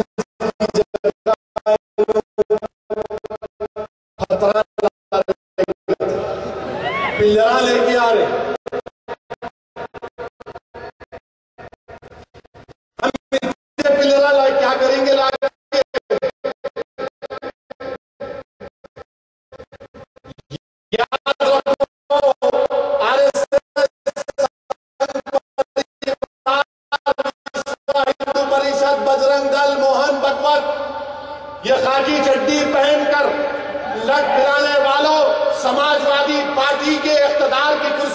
بیٹھنے والوں جو آدھے بی جے پی سے زیادہ تم فرقہ پرست ہو، اگر 6 دسمبر کی طرح ننگا ناچ ہوگا، سپریم کورٹ کا فیصلہ ہے، تم وہاں پر سپریم کورٹ کے فیصلے تک ایک چڑی بھی پر نہیں مار سکتی۔ تم RSS کے ہوں گے، وشو ہندو پریشد کے ہوں گے، جب تک سپریم کورٹ کا فیصلہ نہیں ہو جاتا تم کچھ بھی نہیں کر سکتے۔ ملائم سنگھ، تمہاری حکومت کا کام یہ تھا کہ تم ان پتھروں کو سیز کرتے، مقدمہ عائد کرتے، مگر نہیں، یہ نورا کشتی ہو رہی ہے۔ پتھر لائیں گے، کیا کریں گے لا کے؟ جب تک سپریم کورٹ کا فیصلہ نہیں ہوا کچھ نہیں کر سکتے آپ۔ نہیں، موہن بھگوت بولے میری زندگی میں بنائیں گے، کیوں؟ آپ کی زندگی سپریم کورٹ کی عظمت سے بڑھ کر ہے، آپ کی زندگی کہ ہماری مسجد سے بڑھ کر ہے۔ تمہاری زندگی کی اگر بات ہے تو میری زندگی بھی سامنے ہے موہن بھگوت۔ ہندوستان کو اگر تم کیوں اقتدار ملا مسٹر مودی؟ آپ کو مندر بنانے کے لیے اقتدار ملا یا غریبوں کو سہولت پہنچانے کے لیے اقتدار ملا؟ تم کو اقتدار مندر بنانے کے لیے ملا یا کسانوں کو راحت پہنچانے کے لیے ملا؟ تم کو اقتدار مندر بنانے کے لیے ملا یا ہندوستان کی اکانومی کو صحیح کرنے کے لیے ملا؟ تم کو اقتدار مندر بنانے کے لیے ملا یا پھر سرحد پر ہمارے فوجی مارے جا رہے ہیں ان کو بچانے کے لیے ملا؟ گورننس کے لیے ملا یا مندر کے لیے ملا؟ بتاؤ ہم کو۔ مگر آج بھول گئے، جو کل تک یہ تمام باتیں کرتے تھے اب آ گئے اپنے اصلی چہرے پر، مگر ہم کو پوری امید ہے، اور بلکہ ہم سپریم کورٹ میں وہ جو کنٹیم پٹیشن کلیان سنگھ کا چل رہا ہے، اگر اس کنٹیم پٹیشن پر سپریم کورٹ سنوائی شروع کر دے گی اور تمام کے تمام کو سزا دے دے گی، کیونکہ ان لوگوں نے سپریم کورٹ کا کنٹیم کیا، یہ رسول اللہ صلی اللہ علیہ وسلم کی شان میں گستاخی کرنے والے سپریم کورٹ کا کنٹیم بھی کیے ہیں۔ اگر وہ کنٹیم پٹیشن چالو ہو جائے گا تو یہ لوگ ٹھنڈے پڑ جائیں گے پورے، اور حکومت سے ہم یہی امید کرتے ہیں کہ سپریم کورٹ کے فیصلے تک حکومت اپنے ان جوکروں کو روکے گی۔ ان جوکروں کو روکو آپ۔ اقتدار آپ کو ملا تو اس کے لیے نہیں ملا، مگر اچھا ہے ہندوستان کی عوام جان رہی ہے کہ اقتدار جیسے ہی ملا تو نادیدے کو ملیدہ ملا، ہم بولتے نا، ان کو کچھ سمجھ میں نہیں آ رہا، بس وہاں پر پتھر لا رہے، وہ بنائیں گے، کیسا بنائیں گے آپ؟ اور پھر اس کے ساتھ ہی ساتھ ہم کیا دیکھتے ہیں کہ دہشت گردی کی بات کرتے ہیں، آئیسیس۔ کیا کرنا ہے ہمارے کو داعش سے؟ پورے مکتب فکر کے علماء اکرام نے کہا یہ ہم اس کو جانتے نہیں ہیں، یعنی اسلامی کیسے تعلق ہی نہیں، آپ کیا کریں گے؟ تم ہوتے کون میری وفاداریوں پر شک کرنے والے؟ اگر میں آئیسس سے جا کے مقابلہ کروں گا تو وفادار ہوں، میں نہیں کروں گا مقابلہ، میں وفادار ہوں اس ملک کا، میں تمہارے پیمانے پر نہیں اتروں گا، میں اپنے پیمانے پر اپنے اصول پر زندگی گزاروں گا، کیونکہ ہندوستان کا دستور مجھے اس بات کی اجازت دیتا۔ ہم نے صاف طور پر کہہ دیا کہ آئیسس سے تعلق نہیں ہمارا۔ وہ کون ہے بغدادی ہمارے کیا کرنے کا چھچورا؟ وہ اپنے آپ کو خلیفہ بولتا انہیں، ایک لفظ نہیں بولا اب تک مسجد اقصی کے بارے میں، ایک لفظ نہیں بولتا، اور آپ کو معلوم کہ 1.5 لاکھ مسلمانوں کا قتل کرنے والا یہ آئیسس داعش، اور جو پھر سے میں اس بات کو دوہرا رہا ہوں، نوجوانوں اگر تم کو آئیسس کے ویڈیو دیکھ کر تمہارے جذبات، تمہارا خون کھولتا ہے نا، تو ایک تھوڑی دیر کے لیے میری بات کو سنو، آؤ نا دارالسلام کو مجلس کے لیے کام کرو، ہم بھی اللہ کی راہ میں جدوجہد کر رہے ہیں، آؤ اپنے جذبات کو، اپنی قابلیت کو، اپنی نیکیوں کو، اپنے تقوی کو، ہندوستان کو پرستی سے بچانے کے لیے استعمال کرو۔ جان دینا آسان ہے، جان بچانا مشکل ہے، یاد رکھو۔ جان دینا بہت آسان ہے، جان بچانا مشکل ہے۔ گھر کو جلا دینا آسان ہے، گھر بنانا مشکل ہے۔ یاد رکھو نوجوانوں، میں تم سے کہہ رہا ہوں، تم سے بھیک مانگ رہا ہوں، میں تمہارے جذبات کی قدر کرتا ہوں، میں تمہارے اسلامی جذبات کی قدر کرتا ہوں، مگر اس کو صحیح راستے پر لاؤ۔ آؤ سیاسی طور پر متحد ہو جاؤ، ہم اپنے ملک کو ایک بہترین ملک بنائیں گے، دنیا میں جنت بنائیں گے۔ آؤ تم استعمال کرو، جمہوریت کو استعمال کرو۔ تم کیوں وہاں جانے کی بات کرتے، تم یہاں کی بات کرو، گھر میں چراغ کرو۔ آج ہندوستان کا مسلمان پریشان ہے نوجوانوں، میں دیکھ کر آیا ہوں بہار کی غربت کو۔ ہمارے مہمان خصوصی میری اس بات کو مانیں گے کہ جو غربت میں نے سیمانچل میں دیکھی، ہندوستان کے کئی علاقے میں نہیں دیکھی۔ تم کو معلوم 50% بچے مسلمانوں کے سیمانچل میں پیدا ہو کر 2 سال کے اندر مر جاتے ہیں۔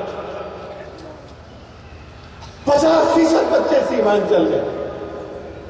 کیا تم کو معلوم نوجوانوں، مغربی بنگال میں 27% ہماری آبادی اور 48% مسلمان جیلوں میں۔ تم کیوں نہیں وکیل بنتے، تم کیوں نہیں جج بنتے، تم کیوں نہیں مجسٹریٹ بنتے، تم کیوں نہیں IPS آفیسر بنتے، تاکہ ہمارے بچوں پر کوئی ظلم نہ کر سکے۔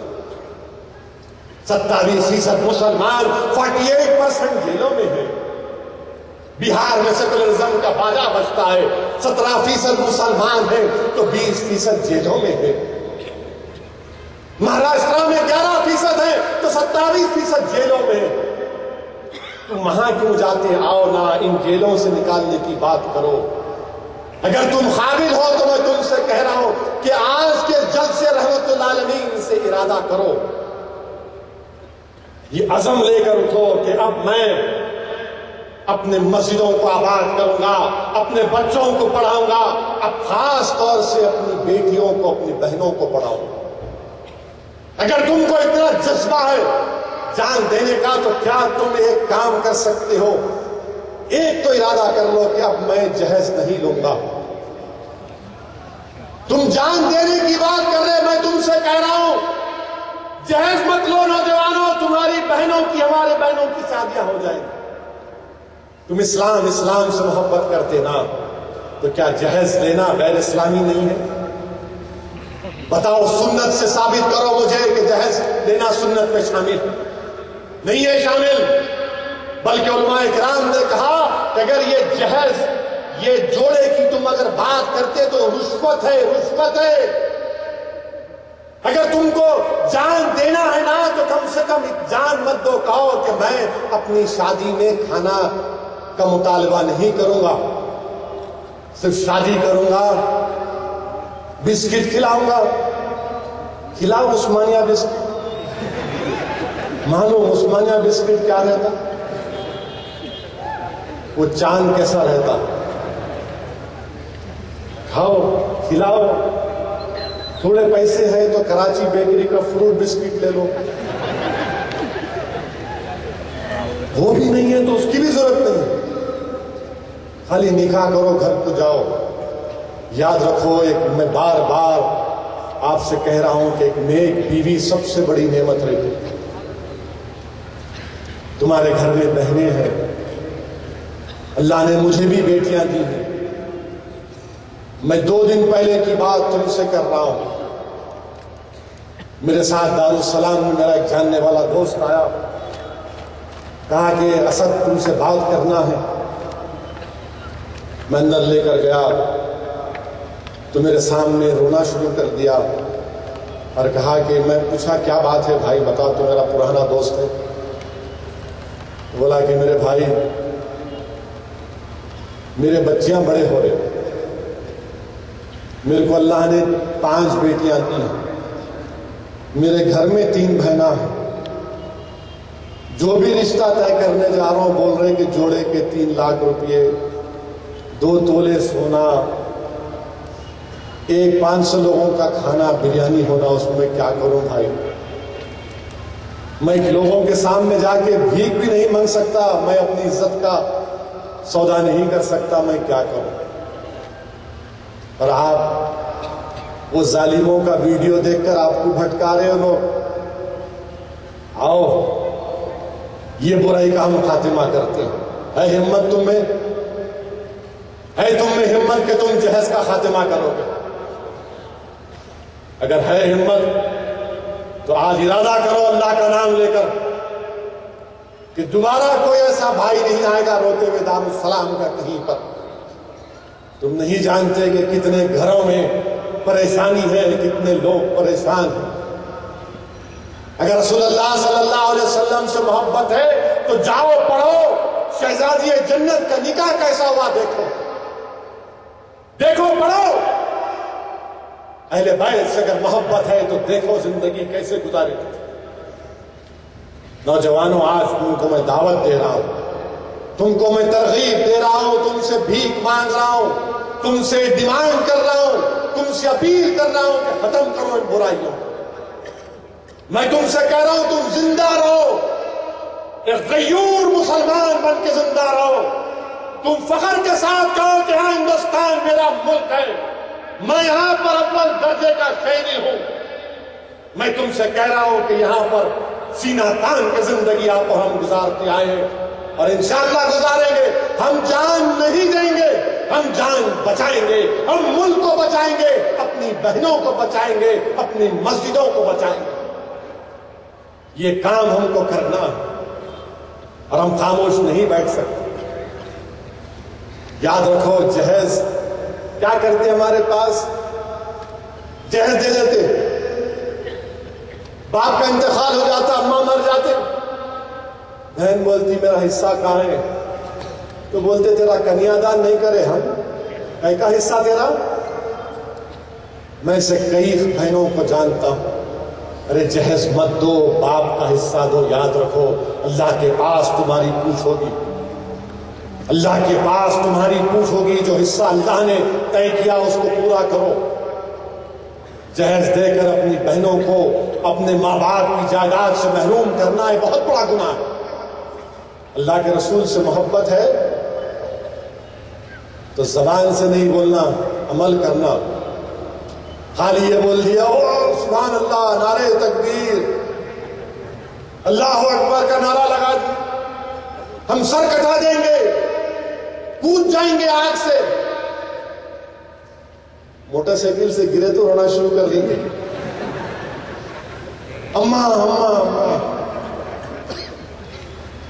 میرے دوستو، یہ جو آگ میں آپ جل رہے ہیں اس آگ کو بجھاؤ تاکہ حشر کے میدان میں ہم تمام پکار کر کہیں گے رسول اللہ صلی اللہ علیہ وسلم کو دیکھ کر یا رسول اللہ آپ کا غلام حاضر ہے، یا رسول اللہ ایک نظر کرم کر دیجیے۔ اور پھر میرے عزیز دوستو، ہمارے ڈی جی پی صاحب انوراگ شرما، گجرات میں ڈی جی پی کی کانفرنس ہوئی تو وہاں پر جا کر بولے، اچھی بات بولے، بڑی بات ہے مودی کے سامنے، متروں کے سامنے بولنا۔ انہوں بولے کہ مسلمانوں میں جو ریڈیکلائزیشن ہوتا ہے وہ جھوٹے گرفتاریوں کی وجہ سے ہوتا ہے اور مسلم علاقوں میں ترقیاتی کام نہیں کروانے سے ہوتا ہے۔ ہم مانتے اس بات، مگر ہم انوراگ شرما صاحب سے پوچھنا چاہتے ہیں، مشیر آباد جیل میں، مشیر آباد نہیں بلکہ چرلا پرلی جیل میں، چنچل گوڑا جیل میں، ورنگل جیل میں جو بچے آئی ایس آئی کے کیسوں میں ڈال کر رکھے، کیا آپ 6 مہینے میں کیسا ختم کرانے والے ہیں؟ اگر آپ مودی کے سامنے بات کر سکتے ہیں تو سعودی اویسی آپ سے کہہ رہا ہے کہ آپ وہ کیس ختم کراؤ ہمارے بچوں پہ۔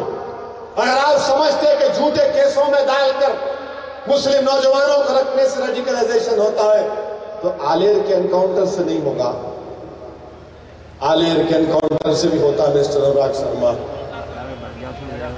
یہ ظلم کا بھی خاتمہ ہونا چاہیے، مگر کیا ہندوستان کی پولیس سن رہی ہے؟ کیا گجرات کی پولیس سن رہی ہے؟ کیا مہاراشٹر کی پولیس سن رہی ہے؟ کیا بنگال کی پولیس سن رہی ہے؟ کیا اتر پردیش کی پولیس سن رہی ہے؟ کہ جھوٹے کیسوں میں مسلم نوجوانوں کو ڈالنے سے ریڈیکلائزیشن ہوتا ہے، مسلم علاقوں میں ترقیاتی کام نہیں کروانے کی وجہ سے، مسلم نوجوانوں کو تعلیم سے محروم رکھنے کی وجہ سے، مسلمانوں کو ان کا حق نہیں دینے سے ریڈیکلائزیشن ہوتا ہے۔ یہ اسد الدین اویسی کے الفاظ نہیں ہیں، تلنگانہ کے ڈی جی پی کے الفاظ ہیں۔ اب بتاؤ بھڑکاؤ بھاشن کون کر رہا ہے؟ میرے عزیز دوستوں اور بزرگوں، اور پھر لاسٹ اینڈ فائنل، بیٹھیے ابھی ختم نہیں ہوا، لاسٹ اینڈ فائنل یہ ہے، ہاں میں بول دیا نا، آپ ہی کو بول رہے بیٹھے۔ جنوری 20 تاریخ سے پہلے ادب کو ملوث رکھیے، جنوری 20 تاریخ سے پہلے انشاءاللہ حیدرآباد کے بلدیہ الیکشن ہوں گے۔ کانگریس پارٹی 120 سال پرانی پارٹی، ان کے صدر نے کہا تلنگانہ کے کہ مجلس کو ہم نے بہت چھوٹ دے دی۔ ہلو مسٹر، چھوٹ دی ہے، تمہارے ہاتھ سے اقتدار چلے گیا تو میری وجہ سے، آندھرا میں تمہارا نام و نشان مٹ گیا تو میری وجہ سے، تمہارے پیروں سے زمین چلے گئی تو میری وجہ سے، تم چھوٹ دیے، میں تمہارا کوئی غلام ہوں؟ تم بھول گئے کہ یہی دارالسلام کی سرزمین تھی جس میں اندرا گاندھی کو آنا پڑا۔ یاد رکھو، غرور تکبر بند کرو۔ اور پھر بول رہے ہم مجلس کو ہرائیں گے، اچھی بات ہے، جمہوری حق ہے آپ کا، جو چاہے بولو، آپ کون روکتا آپ کو؟ کیسا ہرائیں گے آپ مجلس کو؟ جو لوگ اکبر الدین اویسی کے جسم میں 3 گولیاں مارے، 50 چاقو مارے، ان کے ظالموں کے گھر کو جا کر آپ بول رہے کہ مجلس کو ہرائیں گے؟ تم کیا حیدرآباد کو گنڈوں کے حوالے کرو گے؟ تم کیا حیدرآباد کو قاتلوں کے حوالے کرو گے؟ ارے کانگریس پارٹی، شرم آنی چاہیے تم کو کہ تم کو جانتے ہو کہ تمہاری پارٹی کے 2 وزیر اعظم تشدد کی وجہ سے مارے گئے، محترمہ اندرا گاندھی اور راجیو گاندھی، اور تم قاتلوں کی تائید کر رہے ہو۔ حیدرآباد بچانے نکلے۔ آؤ، بنگلور میں بہت کرے تھے نا، بنگلور میں بلدیہ کا الیکشن ہوا، ایک جلسہ کرنے نہیں دیا، نہیں علمان یہ بھایا نہیں کرنا، پد یاترا کریں گے نہیں کرنا، ہوٹل میں تھے، ہوٹل سے نکال دیا ہم کو۔ میں بولا بھائی 15 اگست کو جھنڈا، ترنگا، جنگن منا، بولے وہ بھی نہیں۔ اب بول رہے حیدرآباد، آؤ حیدرآباد۔ بہار میں الیکشن ہوا تو نتیش کمار بولے بہاری کو ووٹ دو، بہاری کو ووٹ مت دو۔ انہوں بولے تو صحیح۔ اب اسد الدین اویسی بول رہا حیدرآباد حیدرآبادیوں کا، اور میرے سے بڑھ کے کوئی حیدرآبادی نہیں ہے، تو ووٹ کس کو دیں گے؟ حیدرآبادی کو دیں گے، بہاری کو دیں گے؟ کس کو دیں گے آپ ووٹ؟ تو بہاری کو نہیں، حیدرآبادی کو دیں گے۔ ہاں خیر بیٹھو۔ حیدرآباد کا ان سے کیا تعلق؟ انہوں کہا ہم حیدرآباد کے ہیں، یہاں پر ہماری تاریخ ہے، مکہ مسجد کے بلند مینار، 4 مینار کے بلند مینار، یہ اولیاء اللہ کے آستانے، یہ جامع نظامیہ کے وہ قربانیاں، یہ ہمارے دینی مدرسوں کے کارنامے جو توحید کی شمع کو زندہ رکھے ہوئے ہیں۔ حیدرآباد میرا ہے، شہر ہمارا، یہ کام ہم کو کرنا ہے۔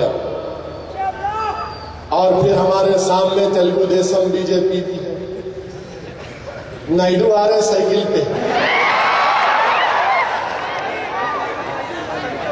سائیکل پہ بیٹھ کے موڈی کو فارغ پہ بٹھا لیتے ہیں.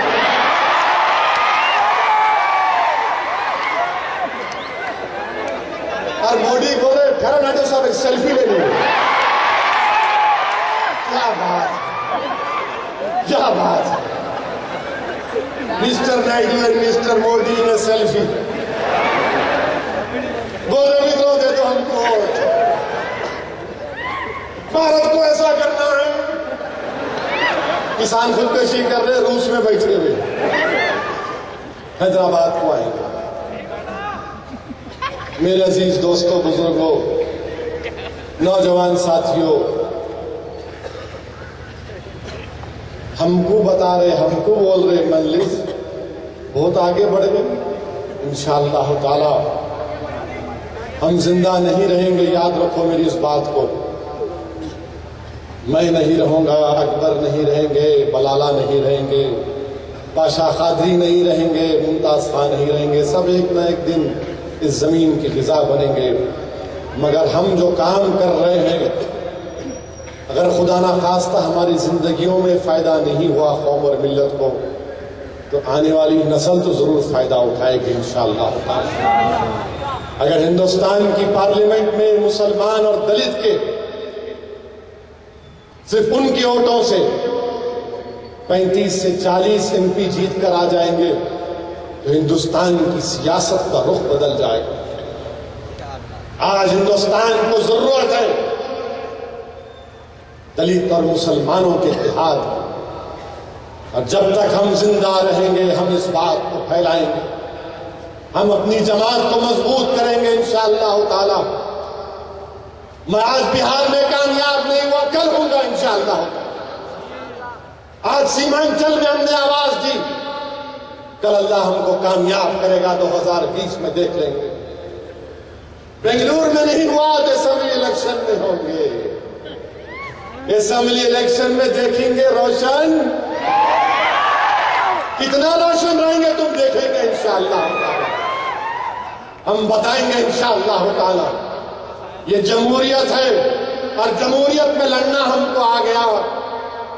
جو جماعت کے اراکین جن کی تربیت سالار ملت کے پیروں کے پاس بیٹھ کر ہوئی، انشاءاللہ تعالی وہ شاگرد اپنے استاد کو کبھی مایوس نہیں کرے گا انشاءاللہ تعالی. ہم اپنی جماعت کو پھیلائیں گے، آواز کو پہنچائیں گے ان ریاست کی اسمبلیوں تک. مجلس اتحاد المسلمین کے پرچم کو بلند کریں گے، دلت اور مسلمان کو متحد کریں گے اور لڑیں گے انشاءاللہ تعالی. اور میرے عزیز دوستوں اور بزرگوں، اپنے اتحاد کو مضبوط رکھیے. اب الیکشن آئے گا، 150 سیٹاں ہیں،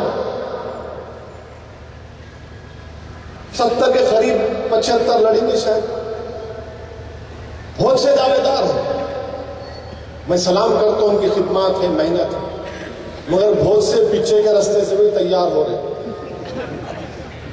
ہم آئیں گے، وہ کریں گے، ایسا کریں گے. میں ان سے کہوں گا کہ مت کرو، غداری مت کرو، ہوشیاری مت کرو، پیسے خراب مت کرو، خاموش بیٹھو. اچھا ہے، تمہاری بہتری اس میں ہے. لڑنا ہے لڑو، پیسے خراب آپ کے ہوں گے، وقت خراب ہوگا. کیونکہ یہ جو عوام کا موڈ میں دیکھ رہا ہوں نا، وہ عوام کا موڈ خالی مجلس مجلس مجلس مجلس مجلس بول رہا ہے. وہ عوام کے موڈ میں، ذہن میں، عوام کی فکر میں الحمدللہ اللہ سبحانہ و تعالیٰ نے مجلس اتحاد المسلمین کی محبت کو ڈال دیا. اور آپ دیکھ رہے ہیں کہ ہم نے ترقیاتی کام کروا رہے ہیں، کروڑوں روپے کے کام کروائے گئے، ہر جگہ کام ہو رہے ہیں الحمدللہ. ہم تو چیف منسٹر سے اس بات کا مطالبہ کر رہے ہیں، مسٹر چندر شیکھر راؤ، حیدرآباد میں غریب مسلمان دلت بیکورڈ کلاس کو گھر کی ضرورت ہے. کم سے کم آپ چندرائن گپتا اسمبلی حلقے میں 150 ایکڑ گورنمنٹ کی زمین ہے، آپ وہاں پر ہزاروں فلیٹس بنا کر غریبوں کو دے سکتے. ہم حکومت سے لڑ رہے ہیں کہ غریبوں کو گھر بنا کر دیا جائے. اور لوگ آ رہے ہیں، ہم کوشش بھی کر رہے ہیں۔ اور دوسری بات، یہ بلڈنگ ریگولائزیشن کے معاملے میں ہم حکومت کو بول رہے ہیں 100 گز کے کئی کو پیسے لے رہے ہیں آپ، چھوڑو 100 گز کو، فری میں کر دو ریگولائزیشن ان کو۔ یہ جو پانی کا بل ہے اس کو معاف کر دو آپ، کتنا ہوگا؟ 40-50 کروڑ روپے۔ یہ 4 آنے کے بندر کے لیے 12 آنے کی رسی کیوں کر رہے آپ؟ لائٹ کا بقایا جات ہے، معاف کر دو آپ، ایک مرتبہ لائٹ پانی کا معاف کر دو، غریبوں سے بہت بڑا بوجھ ٹل جائے۔ یہ مجلس اتحاد المسلمین کام کر رہی ہے، 5 روپے میں کھانا ہم دے رہے ہیں۔ یہ مجلس کی اسکیم تھی، فلائی اوور ہم بنائے، مجلس کی اسکیم تھی۔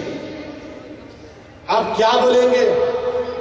تو کانگریس بولے گی، P D P B J پی مل کے مقابلہ کریں گے۔ اب خبر آ رہی ہے کہ سائیکل کے اوپر نائیڈو بیٹھیں گے، فارق پہ مودی بیٹھیں گے، اور یہ پیچھے سٹینڈ پہ کانگریس کے لوگ بیٹھیں گے، تینوں مل کے آ رہے ہیں مقابلہ کرنے کے لیے مجلس اتحاد المسلمین سے۔ اچھا ہے، 3 ہی آ رہے ہیں، اور تھوڑے آ سکتے ہیں کیا؟ آؤ ایک 4-5 کر کے ایک مرد سے مقابلہ کرو۔ خالی 3 کئی کو آ رہے بھائی، اور ایک 2-3 کو جمع کرو، آؤ مقابلہ کرو۔ ہم بتائیں گے یہ پورے کے پورے ایک ہو رہے ہیں تیلگو دیشم، بی جے پی، کانگریس، کہ مجلس کو روکا جائے۔ دلی میں مودی کو فکر مجلس کی، نائیڈو کو فکر، یہاں کانگریس کو فکر، اور پھر بات کرتے رواداری کی، ٹالرنس کی۔ کیا دیا اپنے ملک کو؟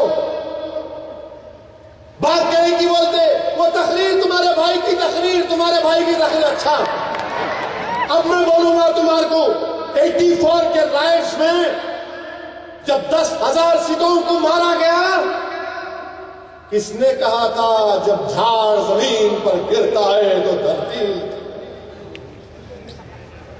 اب بولنا شروع کروں گا میں، اب تم سمجھ رہے ہم نہیں بول سکتے؟ ارے ہم ہی بولنے والے ہیں، دوسرے تو بول ہی نہیں سکتے۔ بی جے پی والے بولتے 15 منٹ 15 منٹ کی بات کرنے والوں، احمد آباد میں مودی نے کیا کہا تھا؟ ہم یہ ریفیوجی کیمپ اس لیے چلائیں کہ یہاں پر بچوں کا پروڈکشن سینٹر ہو جائے، ہم تو ہمارے 25 یہ نہیں بولے تھے، اب یہ بھی بولیں گے، گھر واپسی بولیں گے، حرامزادے رامزادے بولیں گے، ہماری زندگی میں مندر بنا دو یہ بولیں گے، تم سب بولیں گے، ہم نہیں بولنا کہتے۔ آپ بولیں گے تو دولہے بھائی، ہم بولیں گے تو گناہ گار۔ ہر چیز آپ بولتے جائیں گے، گوشت کھانا ہے تو پاکستان جاؤ، وہ تریپورہ کا گورنر بول رہا، اگر تم کو گوشت کھانا ہے تو سور کا گوشت بھی سامنے لا کر رکھیں گے۔ اب سب بات بولنا پڑے گا۔ بہرحال عزیز دوستو، بولنا بھی ہے اور کام کرنا بھی ہے۔ مجلس صرف بولتی نہیں ہے، کام بھی کرتی ہے، اور انشاءاللہ تعالی اللہ سے دعا کریے کہ اللہ سبحانہ و تعالی اچھے امیدواروں کا انتخاب مجھ سے کرائے۔ یہ بہت مشکل کام ہے۔ سالار ملت میں مردم شناسی کی اللہ خدا داد صلاحیت دیا تھا۔ اسد الدین اویسی کمزور ہے میرے بھائی، آپ دعا کریے کہ یہ ایک بہت بڑا فیصلہ ہم کو کرنا ہے، اور آپ تمام کی میں اجازت اور رضامندی چاہتا ہوں کہ آپ تمام سے اپیل کر رہا ہوں کہ جماعت کو کامیاب کرنا ہے، اسد اکبر کو، بلالہ کو، ممتاز خان کو نہیں کرنا ہے، جماعت کو آپ کو کامیاب کرنا ہے۔ مجلس اتحاد المسلمین اپنی جماعت کو، اپنی سوچ کو، اپنی فکر کو، اپنی شناخت کو، اپنی مستقبل کو، اپنے شہر کو کامیاب کرنا ہے۔ کیا آپ کی اجازت ہے؟ آپ کی رضامندی ہے؟ انشاءاللہ تعالی ایمانداری کی جیت ہوگی، اور آپ تمام کے بھرپور تعاون اور دعاؤں سے جیت ہوگی۔ اور انشاءاللہ تعالی شہر ہمارا، میر ہمارا، حیدرآبادیوں کے لیے، حیدرآباد باہر کے لوگوں کے لیے نہیں ہے، حیدرآبادیوں کے لیے ہے۔ آئیے اپنی جماعت کو مضبوط کریے۔ اور آخر میں آپ سے کہوں گا کہ قرآن اور سنت کی پابندی کرو نوجوانوں، تم اس قوم کے مستقبل ہو، تم ملک کے مستقبل ہو، خوب پڑھو، نیک بنو، برائیوں کا خاتمہ کرو اور آؤ مجلس کو مضبوط کرو۔ وآخر الدعوانا الحمدللہ رب العالمین۔ اب کل صبح